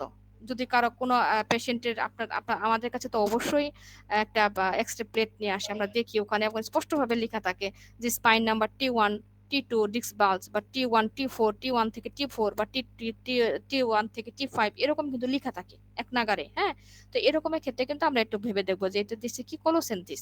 আবার সার্ভাইকাল স্পাইন নাম্বারে যদি, সরি থোরাসিক স্পাইন নাম্বারে যদি T3 থেকে T4 হয়, হ্যাঁ, রেনালকুলাস, এই রেনালকুলাস মেডিসিনের কথা আমরা চিন্তা করবো। এখন এগুলো পড়াইতে গেলে তো পুরা ম্যাথমেটিক্যাল জানতে হবে, কিছু তো আমরা অবশ্যই লক্ষণ মিলাই দিব, লক্ষণ মেলানো ছাড়া তো কখনো হোমিওপ্যাথিতে হয় না, কিন্তু বেশিরভাগ ক্ষেত্রে সাধারণত এই লক্ষণগুলোতে আসে, যেটা এটা সাধারণত বলা চলে থেরাপিউটিক কথা। হ্যাঁ, আজকে প্রেজেন্টেশনটা হয়তো বা আবার ক্লাসিক্যাল না, অনেকে এটা নিয়ে দ্বিমত করতে পারেন, কিন্তু আমি বলবো যে এটা তৎক্ষণিক। এখন একটা রুগী আসলো আপনার চেম্বারে, ব্যথার রুগী, সে প্রচন্ড পেইন আছে, আমরা কিন্তু সবসময় কিন্তু তার আগাগোড়া সব হিস্ট্রি নিয়ে কিন্তু তাকে ওষুধ দিতে পারি না, কারণ আমাদের চিন্তাধারাটা হচ্ছে কি রোগীটার পেইনটাকে রিমুভ হোক, দেন তারপর আমি তার ওভারঅল নিয়ে যেটা আমি ভালো মনে করি তাকে আমি মেডিসিন দিব। এখন রোগী আসলো, আপনি 1 2 3 ঘন্টা পর্যন্ত তার কেসটিকে নিলেন, রোগীর অবস্থা খারাপ হইলো, দেখা গেল যে আমি অবশ্যই কনস্টিটিউশন রেমেডি তাকে দিব, আমি এটা এখানে আমার দ্বিমত নাই, কিন্তু তার পাশাপাশি আমরা চেষ্টা করব যে যে জায়গা ভিত্তিক তার প্রবলেমটা হয়েছে সেই জায়গাতে সেই ওষুধটা যেন কাজ করে সেরকম দেওয়ার জন্য। তাহলে দেখেন thoracic 5 এবং 6 এ যদি কারো প্রবলেম থাকে তাহলে আমরা পালস রেটের কথা চিন্তা করব। এবং thoracic 5 থেকে 7 পর্যন্ত, 5 থেকে 7 পর্যন্ত হইলে চেলাডিমোনিয়াম, চেলিডোনিয়াম, এখানে আমরা চেলিডোনিয়ামের কথা চিন্তা করব। আবার 8 থেকে L2, thoracic 8 থেকে L2, L2 মানে লাম্বার 2, লাম্বার রিজন 2 পর্যন্ত যদি কাজ করে তাহলে আমরা এগারিকাসের কথা ভাববো। তাহলে দেখেন এখান থেকে কিন্তু আমার একদম thoracic কিন্তু শেষ হলো, এর আগেরটা হয়ে গেছে সার্ভাইকাল স্পাইন, এটা সম্পূর্ণই আসলে এখানে আমাদের ম্যাথমেটিকে জানতে হবে, এটা নির্দিষ্ট কোনো দেওয়া নাই। তারপরে আমরা জানলাম thoracic স্পাইন। তাহলে এবার আসি আমরা লাম্বার স্পাইন। দেখেন লাম্বার স্পাইনে কি, লাম্বার স্পাইনে L1 এবং L3, L1 2 3 এবং স্পেশালি যদি তার L1 এবং L3 তে প্রবলেম হয়, বারবার স্পারগিউলিস, এই যে L1 L3 ডিস্ক বালজ হয়ে গেল বা কোনো কারণে একটু প্রলাপস হয়ে গেল, বারবার স্পারগিউলিস।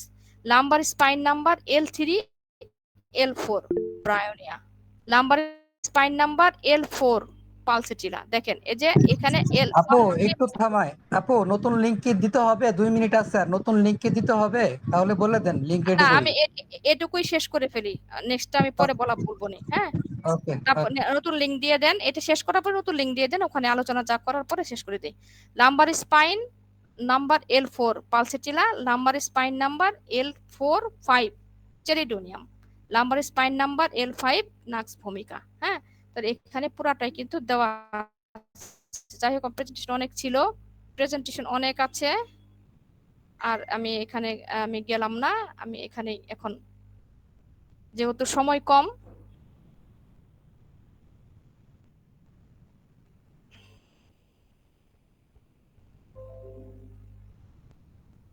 আমি এবার এখানে ফিরে আসলাম আলোচনায়। এটা মনে হয় সময় খুব কম। হ্যাঁ, তো কারো কোনো কোশ্চেন থাকলে খুব শর্ট সময় করতে পারেন, তাহলে নতুন লিঙ্কে আবার যাইতে হবে। কোশ্চেন না আসলেই জুনাদ আমি ভাই তো একটা লিংক দিয়ে দেন, জুনাদ ভাই একটা লিংক দিয়ে দেন, নতুন লিংকে হচ্ছে আবার কিছু বলার থাকলে ওখানে আপু বলে দেখ, একটা লিংক দিয়ে দেন।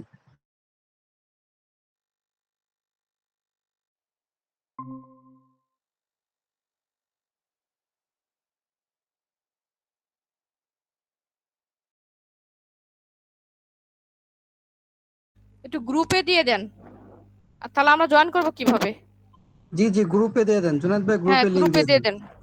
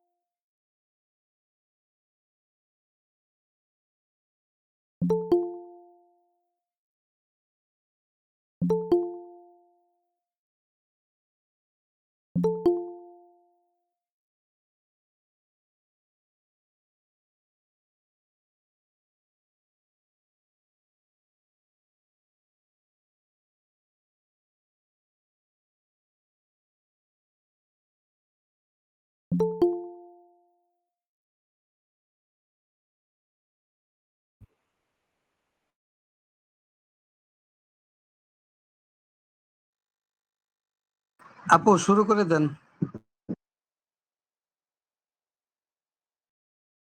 না আর শুরু করতে চাচ্ছি না, কারণ 45 মিনিটের পর আর কনসেন্ট্রেটেড ভাবে থাকে না। হ্যাঁ, আমরা না হয় এখন পেন নিয়েই কথা বলি। মোটামুটি যতটুকু দেখার হয়ে গেছে। একটু সময় থাকলে হয়তো একটু বেশি করে ব্যাখ্যা করা যেত, সময় অল্প কারণে হয়তো ব্যাখ্যাটা কম করেছি, এটুকুই যা। তো এখন সবারটা শুনি, এখানে আরো অনেক ভালো ভালো আছে, জ্ঞানী গুণীজন আছে, তাদের কাছে একটু শুনে নিই, যেহেতু পেনের উপরে ক্লাস হচ্ছে। কারো কোনো প্রশ্ন সালমা আপা থাকলে আপনি করতে পারেন। পরিচালনা করে নেন। সালমা আপা আপনি পরিচালনা করে নেন।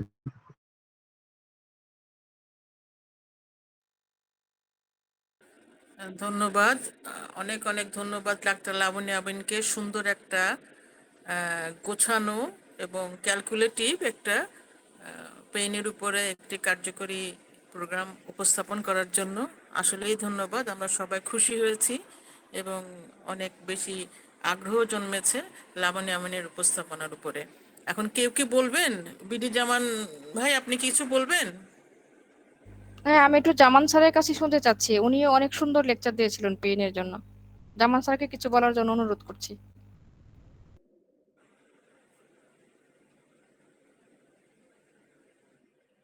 জামান স্যার কি আছেন?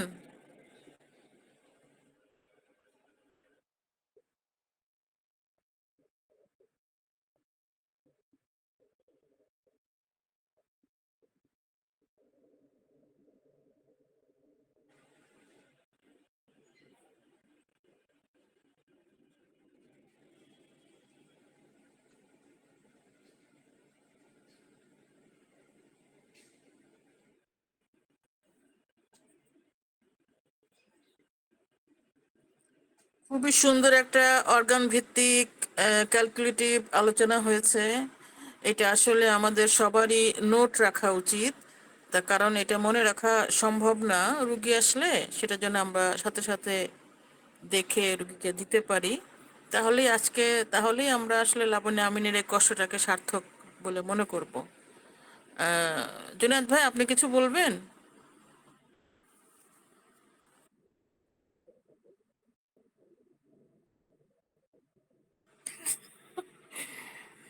সুন্দর একটা আলোচনা হয়েছে। তো আসলে এইভাবে তো গুছিয়ে আসলে আমরা কেউ আসিনি, এই জন্যই। বিডি জামান স্যার তো বের হয়ে গেছেন।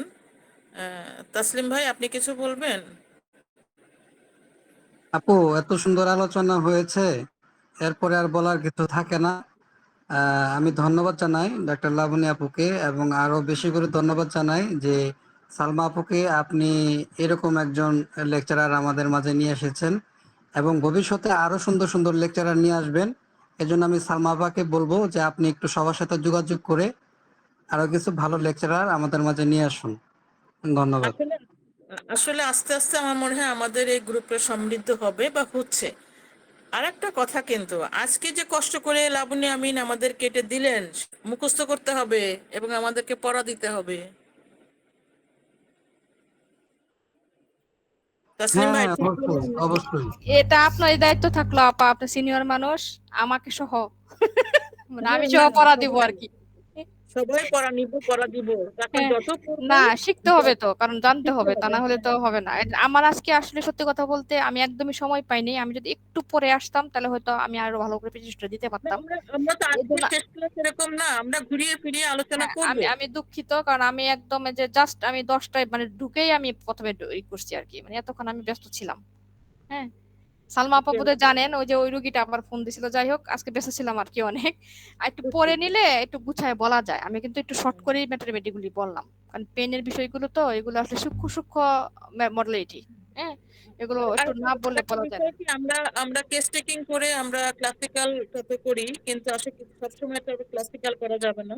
উপস্থিত কিছু ওষুধ আমাদের কাজে লাগে, যেমন গলায় কাটা ফুটলে, ব্যথা লাগলে, কেটে গেলে, সেই ক্ষেত্রে আসলে আমাদের এইভাবেই জানতে হবে, জেনে আমরা যেন সবাইকে এখন জানাই। এখানে এখানে একটা কথা আছে, আমরা সবাই ক্লাসিক্যাল ব্যবহার করি, ঠিক আছে, কথা বলে আবার ভিডিও হচ্ছে না তো, অনেকে আবার ইউটিউবে দিয়ে দেয়। আপনাদের কথা হলো কি রেকর্ড হচ্ছে? হ্যাঁ, আমাদের এটা রেকর্ড হচ্ছে। এখন না, না, রেকর্ড না, হচ্ছে? আমাদের সিনিয়র ম্যাডাম আছেন। আপনি তো এখন বের হয়ে গেলেন, আমরা তো এখনই কথাই বলছি। ও এখন না, আপনি বলবেন, বলতেছি আমরা এখন শুনবো বা আমরা আপনার সাথে আলোচনা করবো। আপনি বলেন। যেরকম হচ্ছে ক্যালকেরিয়া ফসের কথা বলি আমি, ম্যাডাম যে যে যে দু একটা মেডিসিন বলেননি, কিংবা হিউজ মেডিসিন আসতে পারে, ঠিক আছে। আমরা স্পেসিফিক ম্যাডামের সাথে আমি একটা কথাতে বলবো যে আর্নিকা এট ফার্স্ট, আর্নিকা ঠিক আছে, কিন্তু যদি আমরা এট ফার্স্টে অনেক সময় দেখছি যে এট ফার্স্টেই হাইপারিকাম লাগছে কিংবা অন্যান্য মেডিসিন লাগছে, এই জিনিসটা। আর তো যাই হোক, উনি অনেক সুন্দর একদম ভাস্ট অনেক ভাবে একদম ভেরিয়াসলি আমাদেরকে বোঝানোর চেষ্টা করছে, প্যাথোলজিক্যাল দিক থেকে এবং অর্গানিক দিক থেকে। অনেক অনেক ধন্যবাদ। ক্যালকেরিয়া ফসে যেরকম আমরা দেখতে পাই, যেরকম তার আহ, ইয়াটা, তার বোনের যে ইয়াটা, সেটা সহজে হিলিং হয় না, এখানে ডিলেড হয়ে যায় আর কি হিলিং এ। হাড়ের যে ব্যাপারটা, ডিলেড হিলিং অফ বোন আর কি। এছাড়া দেখা যায় যে আমরা আমাদের এই হাড়টা দেখবেন যে অনেক বয়স্ক মানুষদের একটু কোলে নিবেন আপনি, মরমর করে হাড় ভেঙে গেছে। এর ইতিহাস যা শুনবেন যে আপনি চেম্বারে আনতেছেন না ডাক্তার সাহেব, তুলতে লাগে হাড়টা মটাস করে উঠলো। হাড়টা এতটাই মানে ব্রিটেল থাকে আর কি, ভঙ্গুর যেটাকে বলা হয়, দুর্বল এবং ভঙ্গুর। এবং যে আরেকটা কথা হচ্ছে যে ওই যে ব্যথার প্যাটার্ন নিয়ে আপনাদের সাথে যদি কারো কোনো কোশ্চেন থাকে তাহলে করতে পারেন। যেমন সোর, সোর পেন মানে হচ্ছে, এটা হচ্ছে আপনার যেটা ক্ষতকর ব্যথা, ওখানে মনে হচ্ছে এটা ঘা হয়ে গেছে। এই জায়গাটা ম্যাডাম বলছে, আমি আবার রিপিট করলাম। এবং যেটা ব্রুস্ট পেন, সেটা একেবারে থেতলে যাওয়া ব্যথা। আর যেটা হচ্ছে পাংচার, সেটা কোনো কিছু ভোঁতা, মানে কোনো ছিদ্র হয়ে যাওয়া, কোনো কিছু মানে একদম ফুটা ফাটা হয়ে যাওয়া, যেরকম যেরকম টায়ার পাংচার হয়ে যায়। তো এগুলা ভোঁতা। আর যদি কোনো ভোঁতা অস্ত্রে যদি কোনো আপনাদের আঘাত পান, সেক্ষেত্রে আপনারা সর্বপ্রথমে লিডাম পালকে মনে রাখবেন। এটা আমার একজন স্যারের কাছ থেকে আমার এই কথাটা শেখা, রেফারেন্সটা আমি জানি না, উনি আমাকে বলছিলেন, আমার কানে নিছিলাম, এ পর্যন্ত আছে আর কি। আর যদি শার্প কোনো ইয়া দিয়ে, একদম শার্প কোনো ইয়া দিয়ে আপনাদের ইয়া করে, সেক্ষেত্রে আপনারা সবাই জানেন যে এখানে স্ট্যাবিস্টিকের কথা আমরা একটু আগে ভাবি। যাই হোক, ক্যালকেরিয়া ফস নিয়ে বলতেছিলাম। এটা এখানকার যে মেন্টাল যে এবং যে পিকুলিয়ার সিমটম আছে, সেটা হচ্ছে যে রোগী তার বোনের এই ব্যাপারটা নিয়ে তার অ্যাংজাইটি থাকে, উদ্বিগ্নতা থাকে তার ভিতরে, এবং রেস্টলেসনেস থাকে, অস্থিরতা থাকে। আর যদি আমরা তার যদি ইয়া দিয়ে দেখি যে জি কিছু বললেন?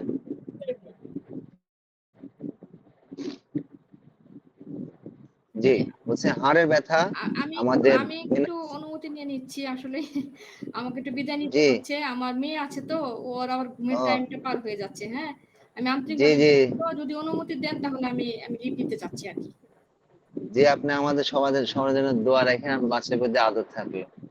অবশ্যই অবশ্যই, আমারও নিজে ভালো এখন লাগছে। দেখেন আপনাকে অন্যরা ছাড়ে কিনা, জি অন্যরা ছাড়ে অবশ্যই কিনা। অবশ্যই অবশ্যই অবশ্যই।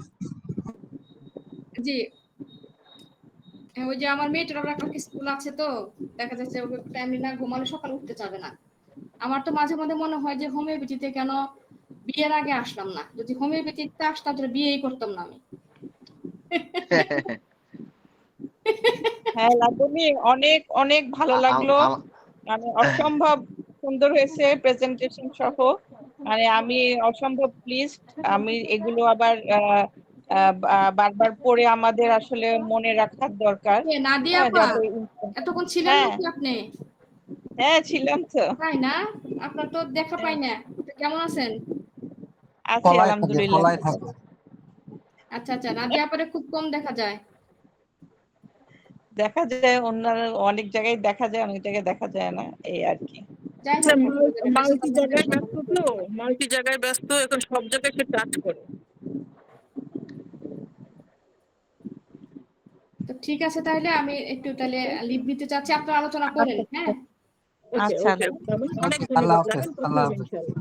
জি, আসসালামু আলাইকুম সবাইকে, আবারও সালাম, এবং জি, ওয়ালাইকুম আসসালাম ওয়া অবশ্যই রাহমাতুল্লাহি ওয়া বারাকাতুহু। ক্ষমা সুন্দর দৃষ্টিতে ওয়ালাইকুম দেখবেন। আসসালাম ওয়া রাহমাতুল্লাহ।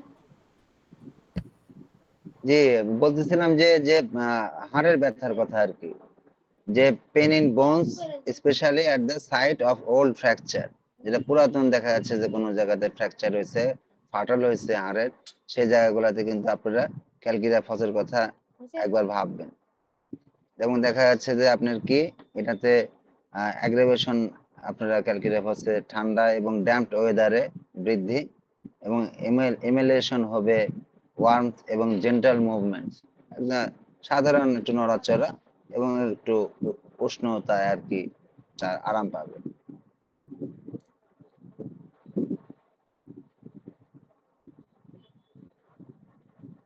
এবং দেখা যাচ্ছে যে যেখানে খুব জয়েন্টটা হয় খুব ধীর গতিতে, সেখানেও ক্যালকিরাফসটা আপনারা চিন্তা করবেন একবার। কস্টিকামের কথা কি উনি বলছেন? হ্যালো, কস্টিকামের কথা কি উনি বলছেন? কস্টিকামের কস্টিকাম কথা, তো বলা হয় নাই। আচ্ছা কস্টিকাম আমরা সবাই জানি। কস্টিকাম যদি বার্নস যদি থাকে, যে ডিপ টিস্যু ড্যামেজ হয়ে থাকে, যেটা আমরা বার্ন ইউনিটে অনেক পেশেন্টকে দেখতে পাই যে খুব কষ্টে আছে, এমনকি যদি দীর্ঘদিন পরেও দেখা যায় যে সেখানে আবার মাংসঙ্কুর গদাতে সমস্যা হয়, সেক্ষেত্রে আপনারা হচ্ছে সেক্ষেত্রে এই কস্টিকাম আছে, সেক্ষেত্রে রুটাও কিন্তু খুব ভালো মাংসঙ্কুর তৈরি করতে সাহায্য করে, আবার সেখানে সে মাংসঙ্কুর তৈরি হবে। রাস্ট্রক্স আছে, ঠিক আছে। আর যদি প্যারালাইটিক অবস্থা হয়ে যায় বার্নসের পরে আর কি, সেক্ষেত্রে কস্টিকাম একটা দারুণ মেডিসিন, ঠিক আছে। এবং তার যদি সে উদ্বিগ্ন থাকে তার সম্পর্কে, তার সে এই যে ভালো হবে কিনা, এবং যদি পোড়া থেকে যদি সংকোচন হয়, পুড়ে গেছে সে জায়গাটা একটু কুঁচকায় গেছে, একদম কুঁচকায় যায়, যেরকম পলিথিনে আগুন ধরা দিলে কুঁচকে যায়, এই ক্ষেত্রে কিন্তু হচ্ছে যে মানে কনটেক্সচারে কিন্তু এটা ভালো কাজ করে কস্টিকাম। এবং যদি বার্নিং পেইন থাকে এবং সে সাথে যদি উইকনেস এবং ফ্যাটিকনেস থাকে আর কি, দুর্বলতা এবং তার ক্লান্তি বোধ, অবসাদ আর কি, সেক্ষেত্রে এটার কথা ভাববেন আপনার কস্টিকামের কথা আঘাতের ক্ষেত্রে। আর অ্যাগ্রাভেশন কোল্ড এয়ার এবং টাচে অ্যাগ্রাভেশন মানে বৃদ্ধি হবে ঠান্ডা বায়ুতে এবং স্পর্শে। এমিউলেশন যে আরাম উপশম পাবে আর কি পেশেন্ট, ওয়ার্ম অ্যাপ্লিকেশন কোনো কিছু উষ্ণ প্রয়োগে, এবং জেন্টাল সাধারণ যে ম্যাসেজটা করি না আমরা হাত পায়ে একটু ম্যাসেজ করি, একটু টিপাটিপি করি, হালকা, বেশি জোরে না, হালকা সাধারণ।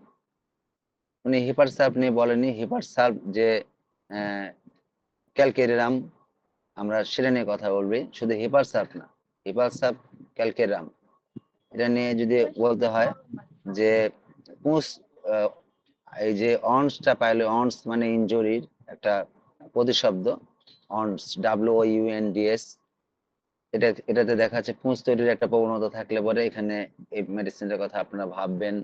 এছাড়া কোনো রকমের দেখা যাচ্ছে যে অ্যাবসেসে অথবা পেনফুল, যদি খুবই ব্যথাদায়ক অত্যন্ত প্রদাহজনিত আঘাতের পরে, তাহলে আপনারা ভাববেন।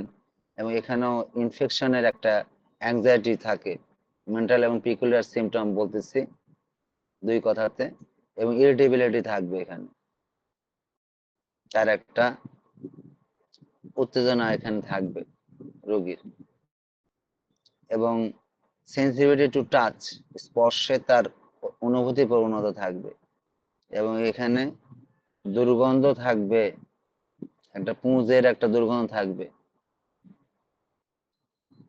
ঠিক আছে। এবং কোল্ড এয়ারে এবং টাচে এটা বৃদ্ধি পাবে, এবং কভারিং দ্য এফেক্টেড এরিয়া, যে জায়গাটা আক্রান্ত সেটা ঢেকে রাখলে রোগী আরাম পাবে এবং উষ্ণতায় রোগী আরাম পাবে। তো এছাড়া আমরা আমি আরো দু একটা কথা বলবো, যেরকম সেদিন আমি বলতেছিলাম যে আমরা বিভিন্ন ইয়েতে দেখি কি, হসপিটালে দেখি কি, যে তারা ABC তারা এটা কনফার্ম করে আর কি, কোনো ইয়াতে আঘাতে রয়ে গেলে, এয়ার ব্রেথিং, এতে এয়ার, বিতে ব্রেথিং, আর সিতে সার্কুলেশন, অনেকে ABCDE পর্যন্ত বলে, যাই হোক ইয়ার মানে ঠিক মতো সে বাতাসটা পাচ্ছে কিনা, নিঃশ্বাসটা মানে বাতাসের রাস্তাটা এয়ারওয়ে আর কি, রাস্তাটা ঠিক আছে কিনা। দেখা যাচ্ছে ইন্টারনাল একটা হ্যামারেজ হয়েছে, একটা একটা চাপা খাইছে, খায় দেখা যাচ্ছে তার যে কণ্ঠনালী, যে কণ্ঠনালী সেখানে দেখা যাচ্ছে ট্র্যাকে অথবা ল্যারিংসে যদি দেখা যাচ্ছে একটা হ্যামারেজ হয়ে রক্ত জমাট বেঁধে যায়, তাহলে রোগীটা মারা যাবে। তাহলে এখানে ইনশিওর করে ডাক্তাররা, যারা মেডিকেলের ডাক্তার তারা খুব ভালোভাবে বুঝে ব্যাপারটা, তারা ইনশিওর করে যে রোগীর নিঃশ্বাস প্রশ্বাস ঠিক মতো নিতে পারছে না, এমনকি তার সার্কুলেশন, ব্লাড সার্কুলেশন ঠিক মতো হচ্ছে কিনা, এটাও তারা দেখে যে ঠিক মতো তারা ব্লাড সার্কুলেশন হচ্ছে কিনা। তাহলে এই জিনিসটা যখন কনফার্মেশন পায়, তখন তারা দেখা যাচ্ছে জিনিসটাতে আরো গভীরভাবে তখন করতে পারে। আর রেডিয়েটিং উপরে দিয়ে কখনো যেতে পারে, কখনো নিচের দিকে আসতে পারে, ঠিক আছে। এছাড়া ব্যথার কথা যদি বলতে হয়, ব্যথা তো অনেক রকমের আছে। উনি বর্ষাবিদ্ধ অনেক মোচড়ানো অনেক কথাই বলছেন আর কি।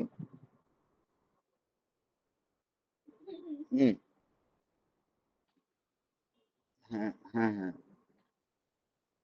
জি বলুন। আসসালামু আলাইকুম।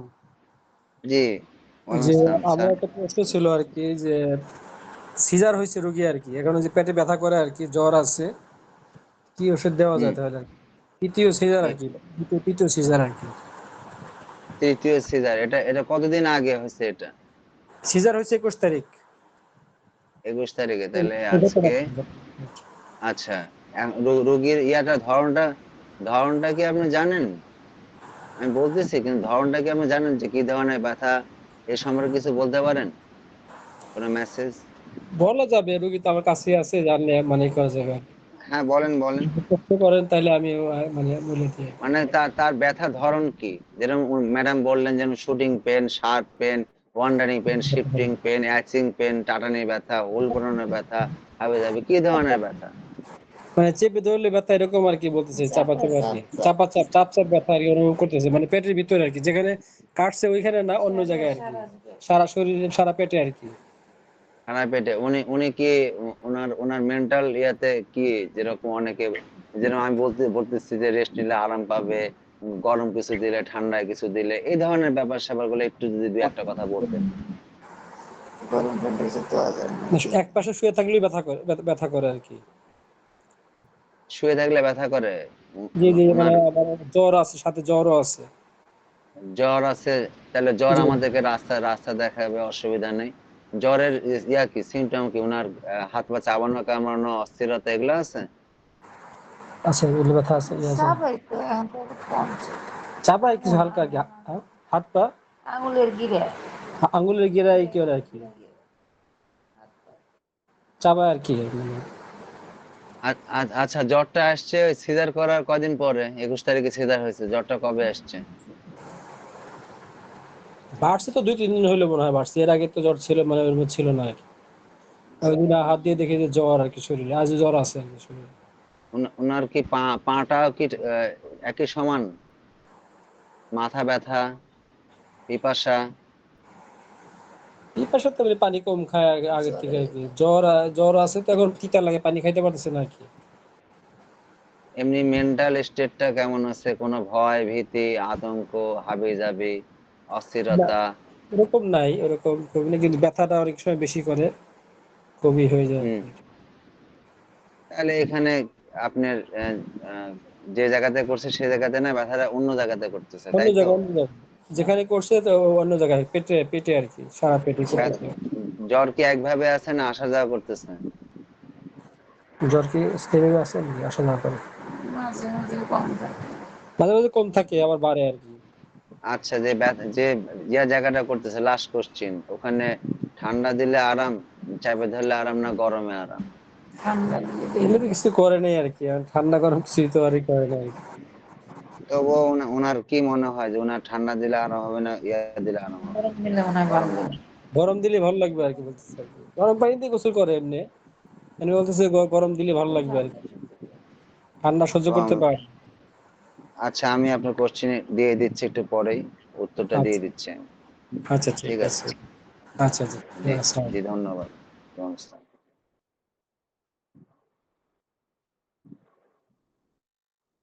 জি, এখন আমাদের যেটা অ্যাডমিন প্যানেলে, তাদের সাথে আমি একটু কোলাবোরেশন করি, আলোচনা করি। জুনায়েদ স্যার, তাসিম স্যার, শারমিন, একটু বলেন আপনারা কিছু, তারপরে আমরা সবাই মিলে একটা একমত হই। বলেন, আমরা তো সবাই বুঝতে পারতেছি কম বেশি এখানে। বলেন। হ্যালো।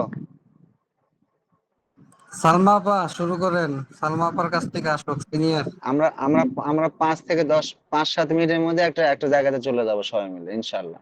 এটা কি সিজার বেবি? হুম হুম।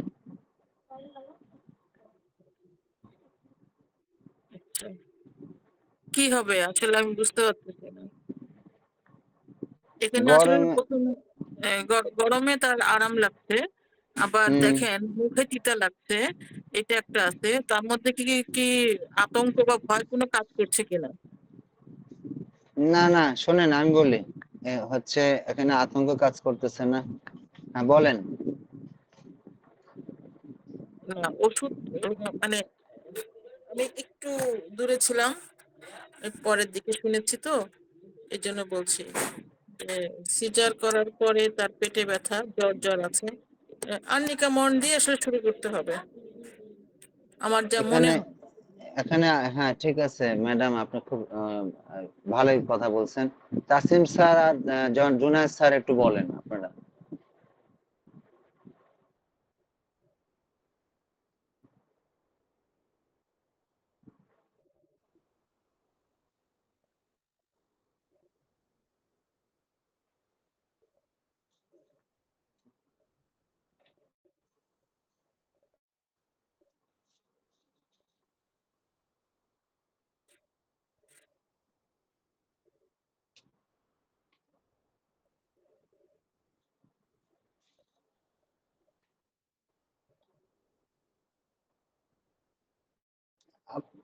উনি তো লাইনে আছে, বলেন, জিজ্ঞাসা করেন, আপনি ওনাকে কোশ্চেন করেন।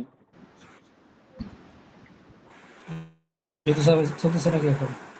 হ্যাঁ, না এখন তো না, এখন চলতেছে না তো। সিজার করার পরে এটা কন্টিনিউ অতদিন করে না। এটা এটা কোনো রকম লচিয়া স্রাব, এটা ঋতু স্রাব না, এটা লচিয়া স্রাব, ঠিক আছে। না, হচ্ছে না এখন।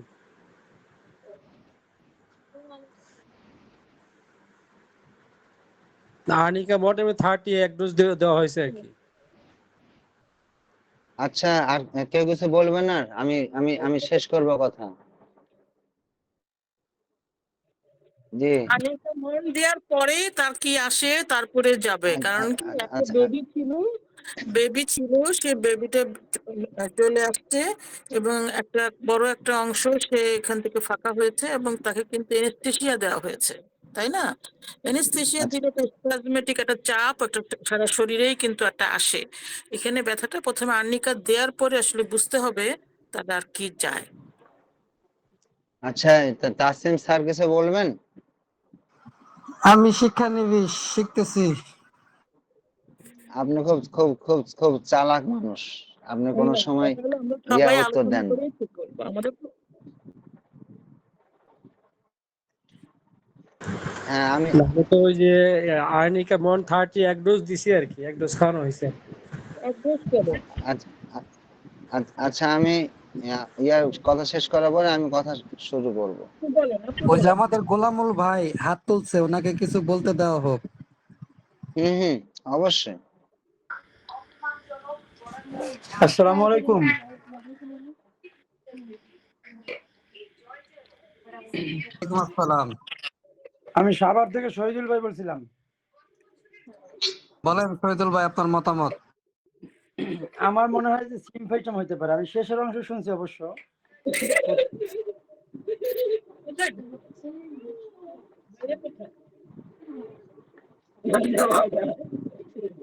সেটা? হুম হুম হুম।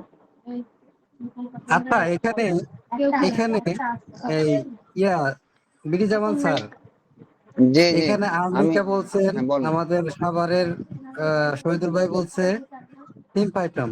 তো হুম। আর্নিকার সাথে আমি একমত, তবে এখানে মাঝে হয়তো স্টাফিসেগ্রি একটা ডোজ দেওয়া লাগতে পারে মেবি। আচ্ছা, আপনাকে অশেষ ধন্যবাদ। আমি কি কথা যেতে পারি, যেহেতু আপনাদেরকে আমি ডাকলাম? আগাতে জি পারেন। জি, যেহেতু এখানে বলতেছে কি, যেহেতু এখানে আপনারা জানবেন যে ইয়াতে এই কি বলে, আমাদের এখানে দিশারি হচ্ছে আমাদের লক্ষণ।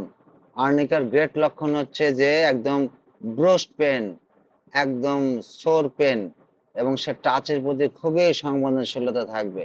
যদি আপনি এখানে অন্য কথা বলতে পারেন, আর্নিকা যেহেতু একটা ডোজ দিচ্ছে, এখানে 100% স্ট্যাবিসিগ্রিয়া দিয়ে শুরু করতে হবে। কারণ স্ট্যাবিসিগ্রিয়ার যে মোডালিটি, এখানে পুরা মোডালিটি আছে ওনার, এবং যে ইমোশনটা আমি ওরকমই পাইলাম। ওনার যে ইমোশনটা, উনি যে কথা বললো, যে স্কেলে কথা বললো, যে ওয়েভে কথা বললো কণ্ঠস্বরে, সেখানেও বলতেছে ক্লিন কাট সার্জিক্যাল অন্স, এবং যদি ইনসিডিয়াস এবং ডিপ কাটস হয় এবং শার্প কিছু দিয়ে, সেখানে যদি মেন্টাল সিমটম যদি নাই বা মিলে, তবুও যদি এখানে যেহেতু বলতেছে যে যে আপনার গরমে, উষ্ণতায়, এবং সে ইয়াতে আরাম পাবে। এখানে স্ট্যাবিসিকরা কথা শুনে যে আমরা 100% দেবো, যেহেতু আর্নিকা একটা ডোজ দিছে।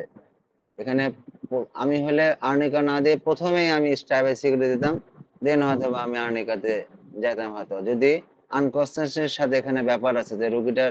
আচ্ছা লক্ষ্মণ সাহেব, ওনার জ্ঞান ফিরছিল কেমন ভাবে বলেন তো? জি, জ্ঞান ফিরছিল কেমন ভাবে? ওনার যে অ্যানেস্থেসিয়া করে জ্ঞান ইয়ে করা হয়েছিল ওনার?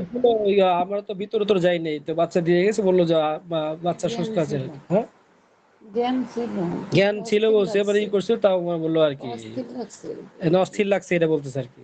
উনি যে কথা বলতেছে, ওনার একটু বিরক্তি। উনি দুই একটা কথা বলতে পারে যে উনি এরকম কেন করতেছে, মানে ওনার জ্বরে না ব্যথায় না আমার বোনটা একটু কথা বলেন, কষ্ট সমস্যা নেই। পাচ্ছে? যে বোন, আপনার কি কষ্ট হচ্ছে বলেন তো? মানে আপনি এখন কি নিয়ে কষ্ট পাচ্ছেন, এই যে কথা বলতেছেন একটু খুব মৃদু স্বরে, বলেন তো বোন? 1 মিনিট আসসালামু কথা আলাইকুম। বলেন। জি ওয়ালাইকুম আসসালাম, বলেন। ব্যথার জন্য এরকম লাগতেছে, মাথা ব্যথা করতেছে। মাথা ব্যথা করতেছে, ঘুম হয়নি নাকি? ঘুমাইছি দুপুরবেলা। জি, আর আর কি হচ্ছে বোন? আচ্ছা, হাতের হাত চিপে ধরলে ভাল লাগে। আচ্ছা, আর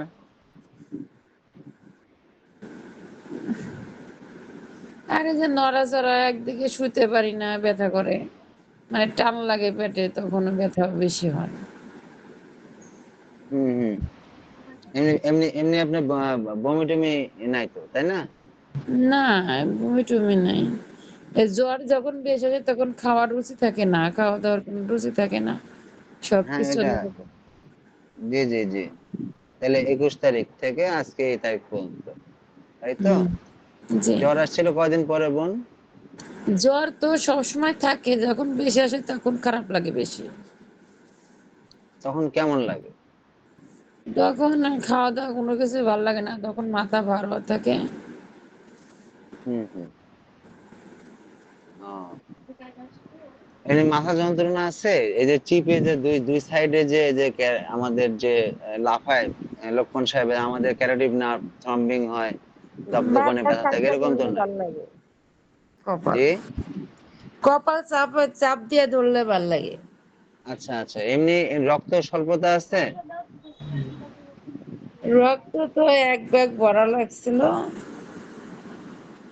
আচ্ছা, সমস্যা নাই, ওরকম সিভিয়ার অবস্থায় মনে হয় নাই, ডাক্তার তাই তো বলছে নাকি? তেমন খারাপ কিছু বলেনি, তাই না? না, জি জি, আর কি হচ্ছে বোন? আর আর দুই একটা কথা বলে শেষ করে দেন। আর কি কষ্ট হচ্ছে আপনার বলেন? আর কিছু নাই ঢুকে। রাত্রে খাইছেন আপনি? হ্যাঁ, খাওয়া দাওয়া করছি। কি খাওয়া কি দাওয়া খাইছেন? খাইছি ডাল মাংস দিয়ে ভাত খাইছি। আচ্ছা আচ্ছা, ঠিক আছে। এই তো নাকি আর কিছু বলবেন বোন? না আর কোনো কিছু না। আসসালামু আলাইকুম। ওয়ালাইকুম আসসালাম। আর লোকমান সাহেব, জ্বরটা কখন বেশি আসে? দিনে, রাত্রে। রাত্রে, দুপুরে, কথায় রাতে বেশি কখন? আসে, রাতে বেশি আসে। রাতে বেশি আসে। জি যাই জি। হোক, আপনি স্ট্যাবিস্টিকরা দেন। আর কত আমরা দিব? তো গ্রুপে আছি। স্ট্যাবিস্টিকরা আপনি এর আগে দিচ্ছেন কখনো স্ট্যাবিস্টিকরা? না, এর আগে দেওয়া হয়নি।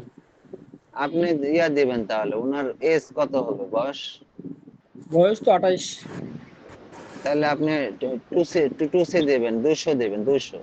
200, হ্যাঁ 200 আছে আর কি। 200 আপনি বলেন। জি বলেন। হ্যাঁ হ্যাঁ, অবশ্যই অবশ্যই।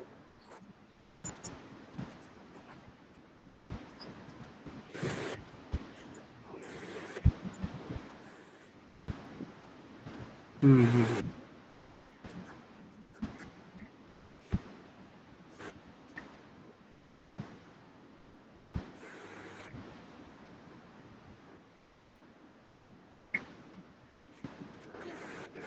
কোলোসিন ঠিক আছে, কিন্তু কোলোসিনদের যে ব্যথাটা, সে রোগীটা কিন্তু বাঁকা হয়ে যায়, বেন্ডিং ফরওয়ার্ড হবে কোলোসিনদের, এবং এক্সট্রিম থাকে। মনে রাখবেন আজকে যে কোলোসিনদের যে ব্যথাটা, রোগী এইভাবে কথা বলবে না। কোলোসিনদের রোগীদের সাথে কথা বলতে গেলে অনেক, ওরা দেখবেন যে একদম অস্থির হয়ে গেছে, এবং বেন্ডিং, তারা বেঁকে যাবে, একদম ধনুকের মতো বেঁকে যাবে, সামনের দিকে ঝুঁকে থাকবে ব্যথায় এতটা।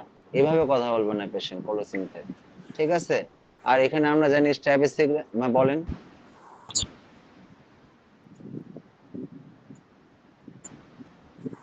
আর জ্বরে তো কাদো থাকবেই। জ্বরে জ্বরে এগুলা কাদো থাকবেই।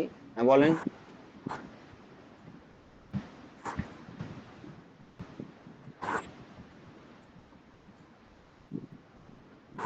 হ্যাঁ, ও-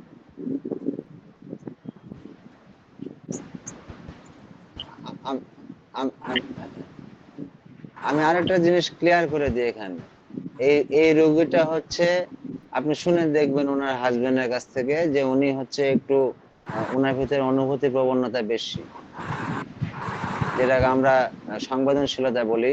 অনুভূতি সেন্সিটিভিটি বেশি এই পেশেন্টের, 100%।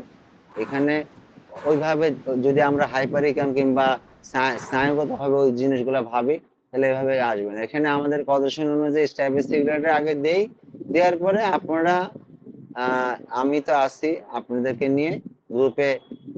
সেকেন্ড মেডিসিনটা যদি জ্বরটা না যায় স্ট্যাবিস্টিকরা দেওয়ার পরেও, স্ট্যাবিস্টিকরাতে এক ডোজে যাবে না হয়তো, স্ট্যাবিস্টিকরা 200 হয়তো বা দিতে হবে, পটেন্সি ঝাঁকা ঝাঁকা হয়তো বা। শুনতে পাচ্ছেন লোকমান সাহেব আপনি?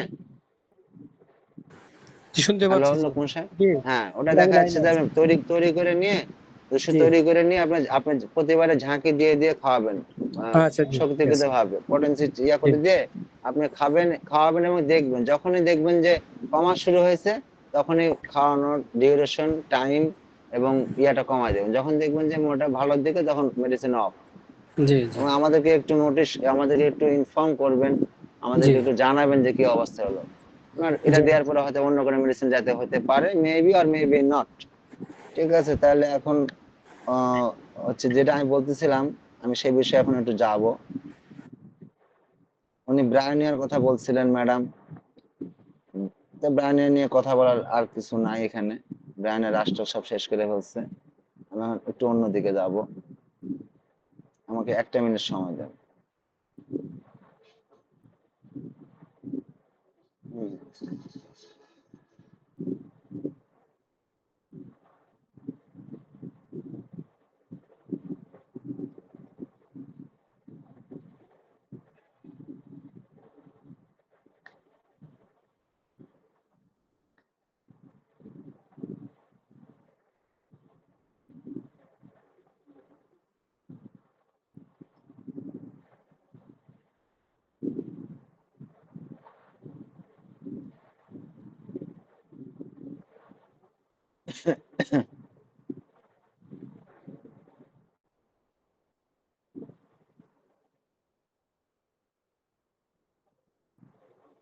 জি।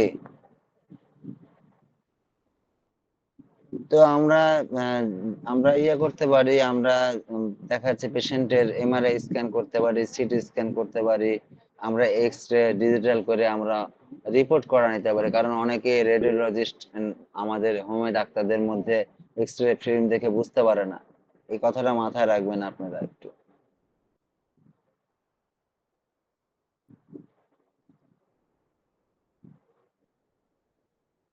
এবং যে ক্ষত জায়গাটা, সে জায়গাটা আমরা দেখা যাচ্ছে যেখানে ম্যানেজমেন্টের কথা আসতেছে, আপনারা বলছেন আঘাতের পরবর্তীতে যত্ন, সেখানে ড্রেসিংটা ঠিক মতো যেন হয়, সেখানে যেন কোনো সেপটিক না হয় কিংবা অন্যান্য বিষয় দেখে একটু বারে বারে আপনারা খেয়াল নেবেন। এক্সটার্নাল আমরা আমাদের ক্যালেন্ডুলা মাদার দিয়ে যদি সেটা করা যায় করতে পারি আমরা, ঠিক আছে। তবে কখনোই আর্নিকা মন্টানা আপনারা কখনোই হচ্ছে শক্তিগত মাত্রায় এক্সটার্নাল ইউজ করা নিষেধ করা আছে, কথা মাথায় রাখবেন। এছাড়া দেখা যাচ্ছে যে আমরা তার যে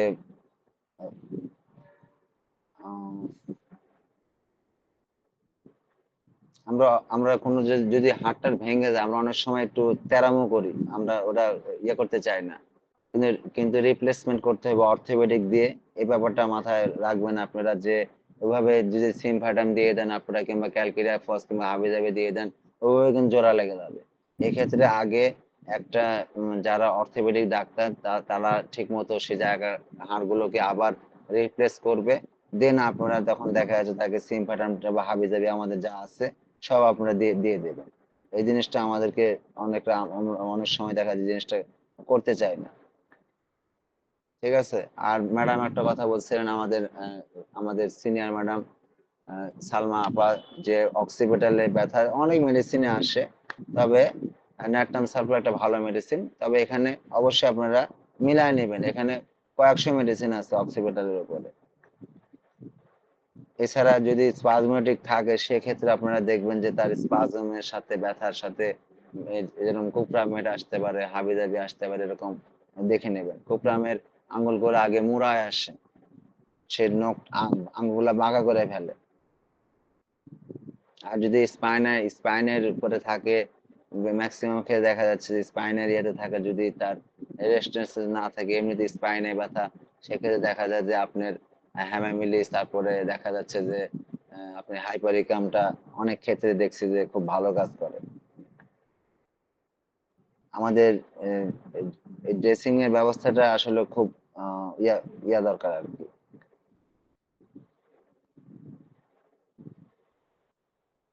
তো এই তো চোখের আঘাতের ব্যাপারে রক্তের কথা বলছে, ইলিরাম এবং সিমফাটামের কথা বলছে, খুব ভালো কথা। এবং চোখে যেন কোনো ঘষা টসা না লাগে আর কি, অনেক সময় এগুলোর দিকে খেয়াল রাখবেন আপনারা। এবং যদি কারেন্টের শক খায় অনেকে, আপনারা জানেন যে কারেন্টের শক খায়, এটা কিন্তু একটা আঘাত। কারেন্টের শক খাওয়ার পরে আপনারা কি মেডিসিন দেয়, কেউ একটু বলতে পারেন কি মেডিসিন আপনারা ইউজ করেন? বিশেষত দুই তিনটা মেডিসিনের নাম কেউ বলতে পারেন একটু?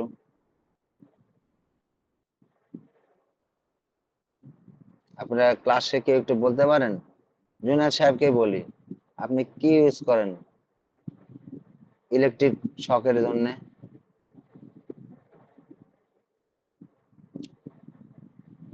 এখন তো মনে নেই, এটা তো আসলে একটা স্পেসিফিক ওষুধই আছে। আর ইলেকট্রিসিটিতে একটা ওষুধ হাইপেরিকাম কি? হাইপেরিকাম? না, আপনি ভালো বলছেন হাইপারিকাম, কিন্তু এখানে একটা জিনিস জানবেন যে আপনি একটা স্পেসিফিক মেডিসিন যেটা ম্যাডাম বলতে চাচ্ছেন ইলেকট্রিসিটাস, যেটা কারেন্ট থেকেই তৈরি, তাই তো ম্যাম? হ্যাঁ, জি জি। কিন্তু ইলেকট্রিসিটা সব সময় আসবে না। যদি ম্যাক্সিমাম ক্ষেত্রে আমি আমার জীবনে যতগুলো কারেন্টের শক খাওয়া পেশেন্ট দেখছি, তার মধ্যে প্রায় 70% পেশেন্ট আমি জেলসেমিয়ামে পাইছি, জেলসেমিয়ামে পেশেন্ট পাইছি। এবং আপনি এখানে ম্যানেজমেন্টটা কি করবেন, তাকে টানা হেঁচড়া করবেন। এই ইলেকট্রিসিটাস তো ইদানিং তৈরি হয়েছে, কিন্তু এর জন্য রেগুলার রুগী না পেলে তো ওষুধের কথা মনেও থাকে না ভাইয়া। না, ঠিক আছে, হচ্ছে আমি বলে যাচ্ছি আপনাদের থেকে জ্ঞান নিব, শিখবো এবং আপনাদের দুই একটা কথা বলবো, যাই হোক। তো আপনারা কি কি করবেন এক্ষেত্রে, আপনার পাটা যেন মাটির সাথে না থাকে, তাহলে আর্থ লিঙ্ক পাবে, সেক্ষেত্রে রোগীর ক্ষতি হবে। আপনিও শক্ত একটা একটা এমন একটা খাটের উপর উঠবেন কি চোখের উপর, যেখানে মাটির সাথে কোনো লিঙ্ক নাই, আর্থলিং পেলে পরে এই পেশেন্টের ক্ষতি হবে, বিদ্যুতের শক খাওয়া। তাকে টানা হেঁচড়া করবে না, কারণ তার ব্লাডটা কিন্তু জমে যায়। মেসেজ করবেন, একদম মেসেজ করতে থাকবেন, সমান মেসেজ করতে থাকবেন, বাইরে বাইরে করতে থাকবেন। তাছাড়া রোগী দেখা যাচ্ছে মারা যেতে পারে, সেকেন্ডের মধ্যে মারা যায়। আমার চোখের সামনে এরকম কয়েকজন মারা গেছে। ঠিক আছে, কিছু করার সময় পাওয়া যায়নি। ক্যালসিয়াম দিয়ে টানা হেঁচড়া করবেন, একদম টানা হেঁচড়া করে তাকে একদম তার রাবিং করে ঘর্ষণে তার গোটা বডিটা গরম করে দেবেন একদম। ঠিক আছে, ক্যালসিয়াম হাইপারিকাম চাইতে ক্যালসিয়াম যেহেতু ঘুমন্ত অবস্থায় থাকে, তার তার তারা তার এই হাইপারিকামের সাথে এখানে আরো বেশি কাজ করবে ক্যালসিয়াম। কারণ ক্যালসিয়ামে এই লক্ষণটা বেশি থাকে যে রোগী আনকনসিয়াসনেস থাকে। ঠিক আছে, তো এছাড়া যে রোগীর খাদ্য খানা আপনি এই দিকটাও খেয়াল রাখবেন যেন। এবং যারা এই যে মায়েরা, অনেক মায়েরা আমরা দেখি যে আজকে যে কেসটা নিলাম লোকমান সাহেবের, আমার এই বোনটার, অনেকে সিজার করার পরে যদি এরকম 2-4টা ডোজ 5টা ডোজ 2-4টা ডোজ যদি সাহেবের সিগলে দিয়ে দিত, দেখা যায় 10 বছর পরে আবার তার ওখানে ঘা সৃষ্টি হয়, একটা আপনার সাবলোকেশন হয়, একটা পুঁজ একটা তৈরি হয়, ইনফেকশন হয়, ওখান থেকে হাজার হাজার টাকাটা বিষয় না, কিন্তু দেহটা বিষয়। এই জিনিসটা যদি আমরা যদি করতাম তাহলে এই ব্যবস্থা হতো না। যাই হোক, এখন আপনারা কিছু বলেন, আমি হচ্ছে তো বললাম মোটামুটি, এখন আপনারা কিছু বলেন, মাইক্রোফোনটা কেউ নেন। অনেক আসলে সুন্দর আলোচনা হয়েছে। সালমা আপা, কেরিয়ন। অনেকক্ষণ আলোচনা হয়েছে তো, আলোচনা সময়ের একটা গ্রহণযোগ্যতা থাকে। আমার মনে হয় যে আমরা এখানে একটু শেষ করে দিতে পারি যদি অন্য কোনো গুরুত্বপূর্ণ আলোচনা না থাকে। না, ওই যে বেশিক্ষণ বললে পরে যা যা শিখলাম এতক্ষণে, ওই লাবণী ম্যাম থেকে শুরু